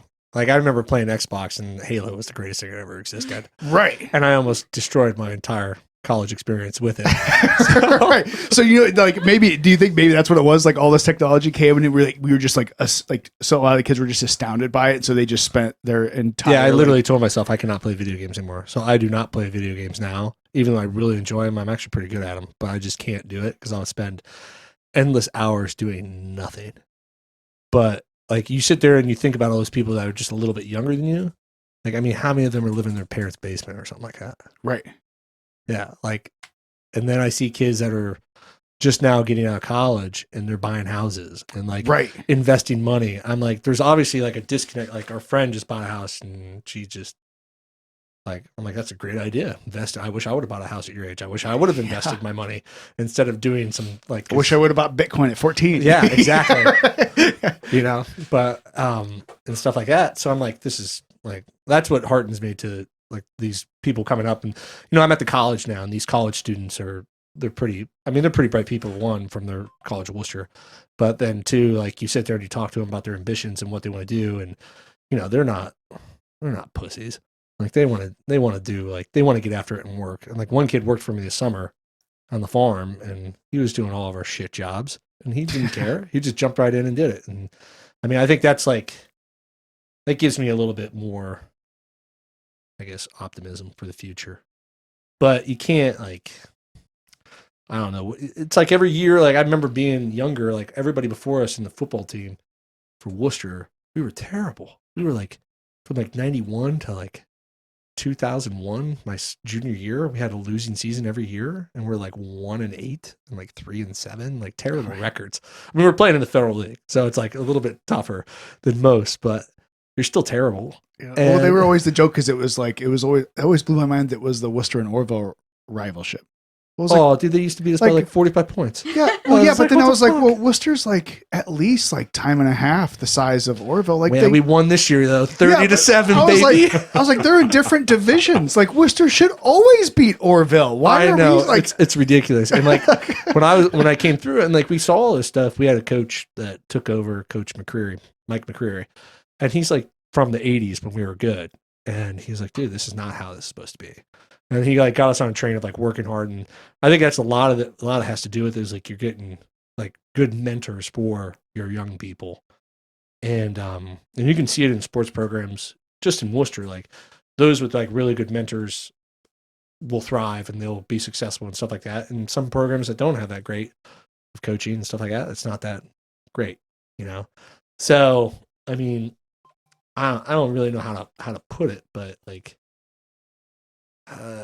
the generation below us was always just never into playing football. And it wasn't the idea of like, oh, we're going to enjoy football. It's like, hey man, we want to work together and win. And then we went like 4-6 my junior year. And then 6-4 my senior year, losing 4 games by a total of 10 points in the Federal League. So like we lost 3 games by 1 point and 1 by 7, which is unreal. Like, how do you do that? Like, you feel like you just went undefeated and won the Super Bowl at that point after the history of So it was like when we just missed playoffs, and we knew it the week before Orville, and we came out flat as hell because we wanted to go playoffs, and then somewhere in the middle and halftime or something like that, we picked it up and then smashed their asses. But for the next 5-6 years, Worcester never lost to Orville. Like it was like I remember them putting up shirts that said "one for the thumb" because we were 5 years in a row beating them, and like that's the way it's supposed to be, right? Yeah. So, I mean, I don't know. Like every year you go through these cycles of like kids that are that get it, that are in on it, and years that they're not. And so I don't know if we're going a downward cycle, upward cycle, whatever. But there's always going to be enough people out there that are going to pull the rest around because that's just America. You think it's just like a natural thing, or just kind of happens through ebbs and I think flows? it's just the way it is. You know, you get some winners, and because winner, like when you're sitting there and you're working, like I mean, you guys know from your business, like when you're working alongside somebody that is just as like into it as you, like you and Corey, Tony, like then you're in on it. Like you're in on it. Like you can build something, you know. But when you're not, like my brother and I, when we worked, like we're not by any means the most like healthy family relationship ever because we're brothers. We fight, you know. That's just the way it is. What family is, but we have the same motivations going Right. through, and so we want what we're doing to become something. So, you know, it's like when you're alongside somebody that wants to do as much as you do, then it's hard. It's easier to work, and then you multiply. And then I had a teacher tell me, Coach Fowler, he was my wrestling coach, but he always said, like, you know, when two people work together, and you see it a lot in wrestling, when you have a guy who's good at wrestling and a good wrestling partner, they both happen to just be state champs. Because you multiply, like you're not even multiply, you square it. So like it's compounded. Compounded, whatever you want to call it, motivations. And so when you get those multiple people together, you can do that. Like my senior year, we had a lot of people that were on the same plan. We go into this lifting program at 6:00 in the morning. Everybody thought we were crazy, but we'd go into this lifting program. We'd done it for the last 4 years. It wasn't like a big deal to us, but we did it every year, and we'd have like 50 guys at 6:00 in the morning lifting weights before school. And people that weren't even on the lacrosse program were there lifting weights because they just wanted to be a part of it. Yeah. And you're like, culture. Yeah. Just call, like we had like baseball players be coming in and lifting with us. And then they go work out with the baseball team at night. It's like, all right, they just wanted to be there. And then before you knew it, like we had a great season. We had a great experience. I had a great senior year of like wrestling and football and lacrosse and everything. And it was just, I think that's like a multiplier. But if you don't have those multiple people in there, then it's easy for them parasites to drag your ass down. Oof. Yeah, I think there's definitely something to be said about camaraderie and good energy. That's for sure. Yeah. I mean, like for like Rogue Tree, like I just remember seeing the signs popping up and shit. Yeah. And I was just like, what the fuck is going on? They're everywhere. Everywhere. But that's like a lot. I mean, that's a lot of work to do all that stuff. And then like to do the marketing. Cause I mean, a lot of people in the tree business, I mean, a lot of people can just go out there with the chainsaw and act like they're in the tree business and start doing shit all over the place. But if you don't have like the capital, the working capital or the ambition to like really put together like a nice marketing scheme, a good footprint, like all this other stuff, you're just going to be one guy in a crew. Yeah. And now like you look at like that entire business now, you guys are fucking everywhere, the lawn care, like all this other shit. And I mean, it's impressive because then you're just spilling off into a multifaceted business with you're almost built like recession proof because no matter what, people are going to need some sort of service from you.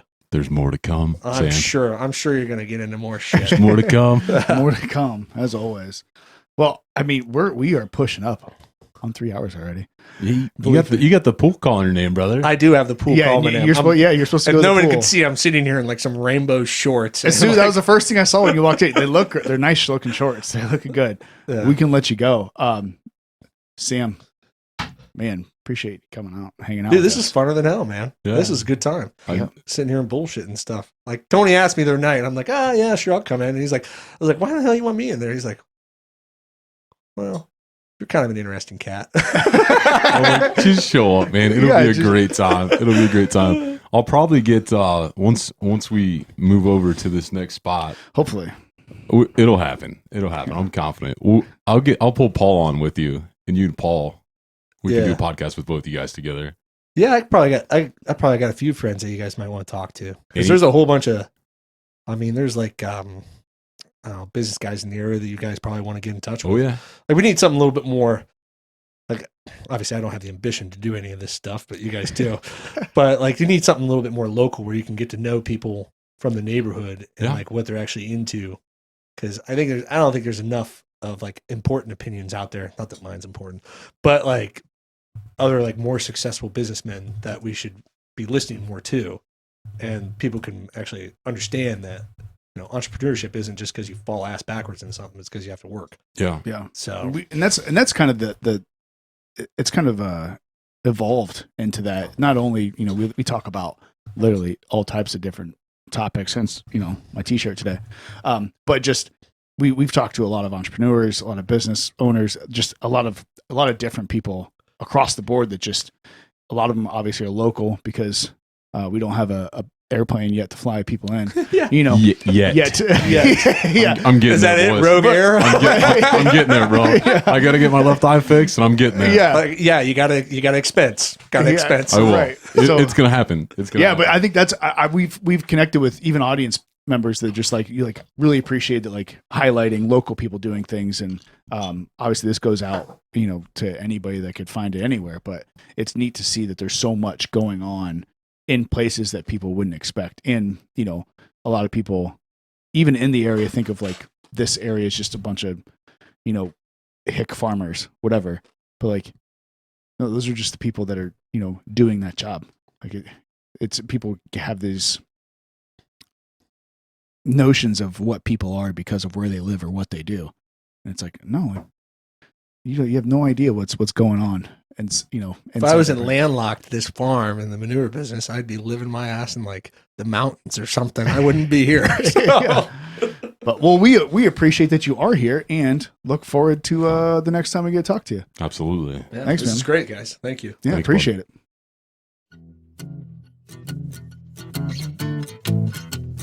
Thank you for hanging out with us on this episode.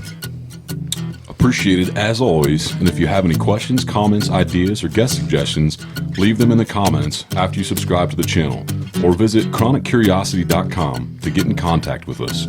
And the store, which you can pick yourself up some fantastically curious merchandise. Until next time. That's it.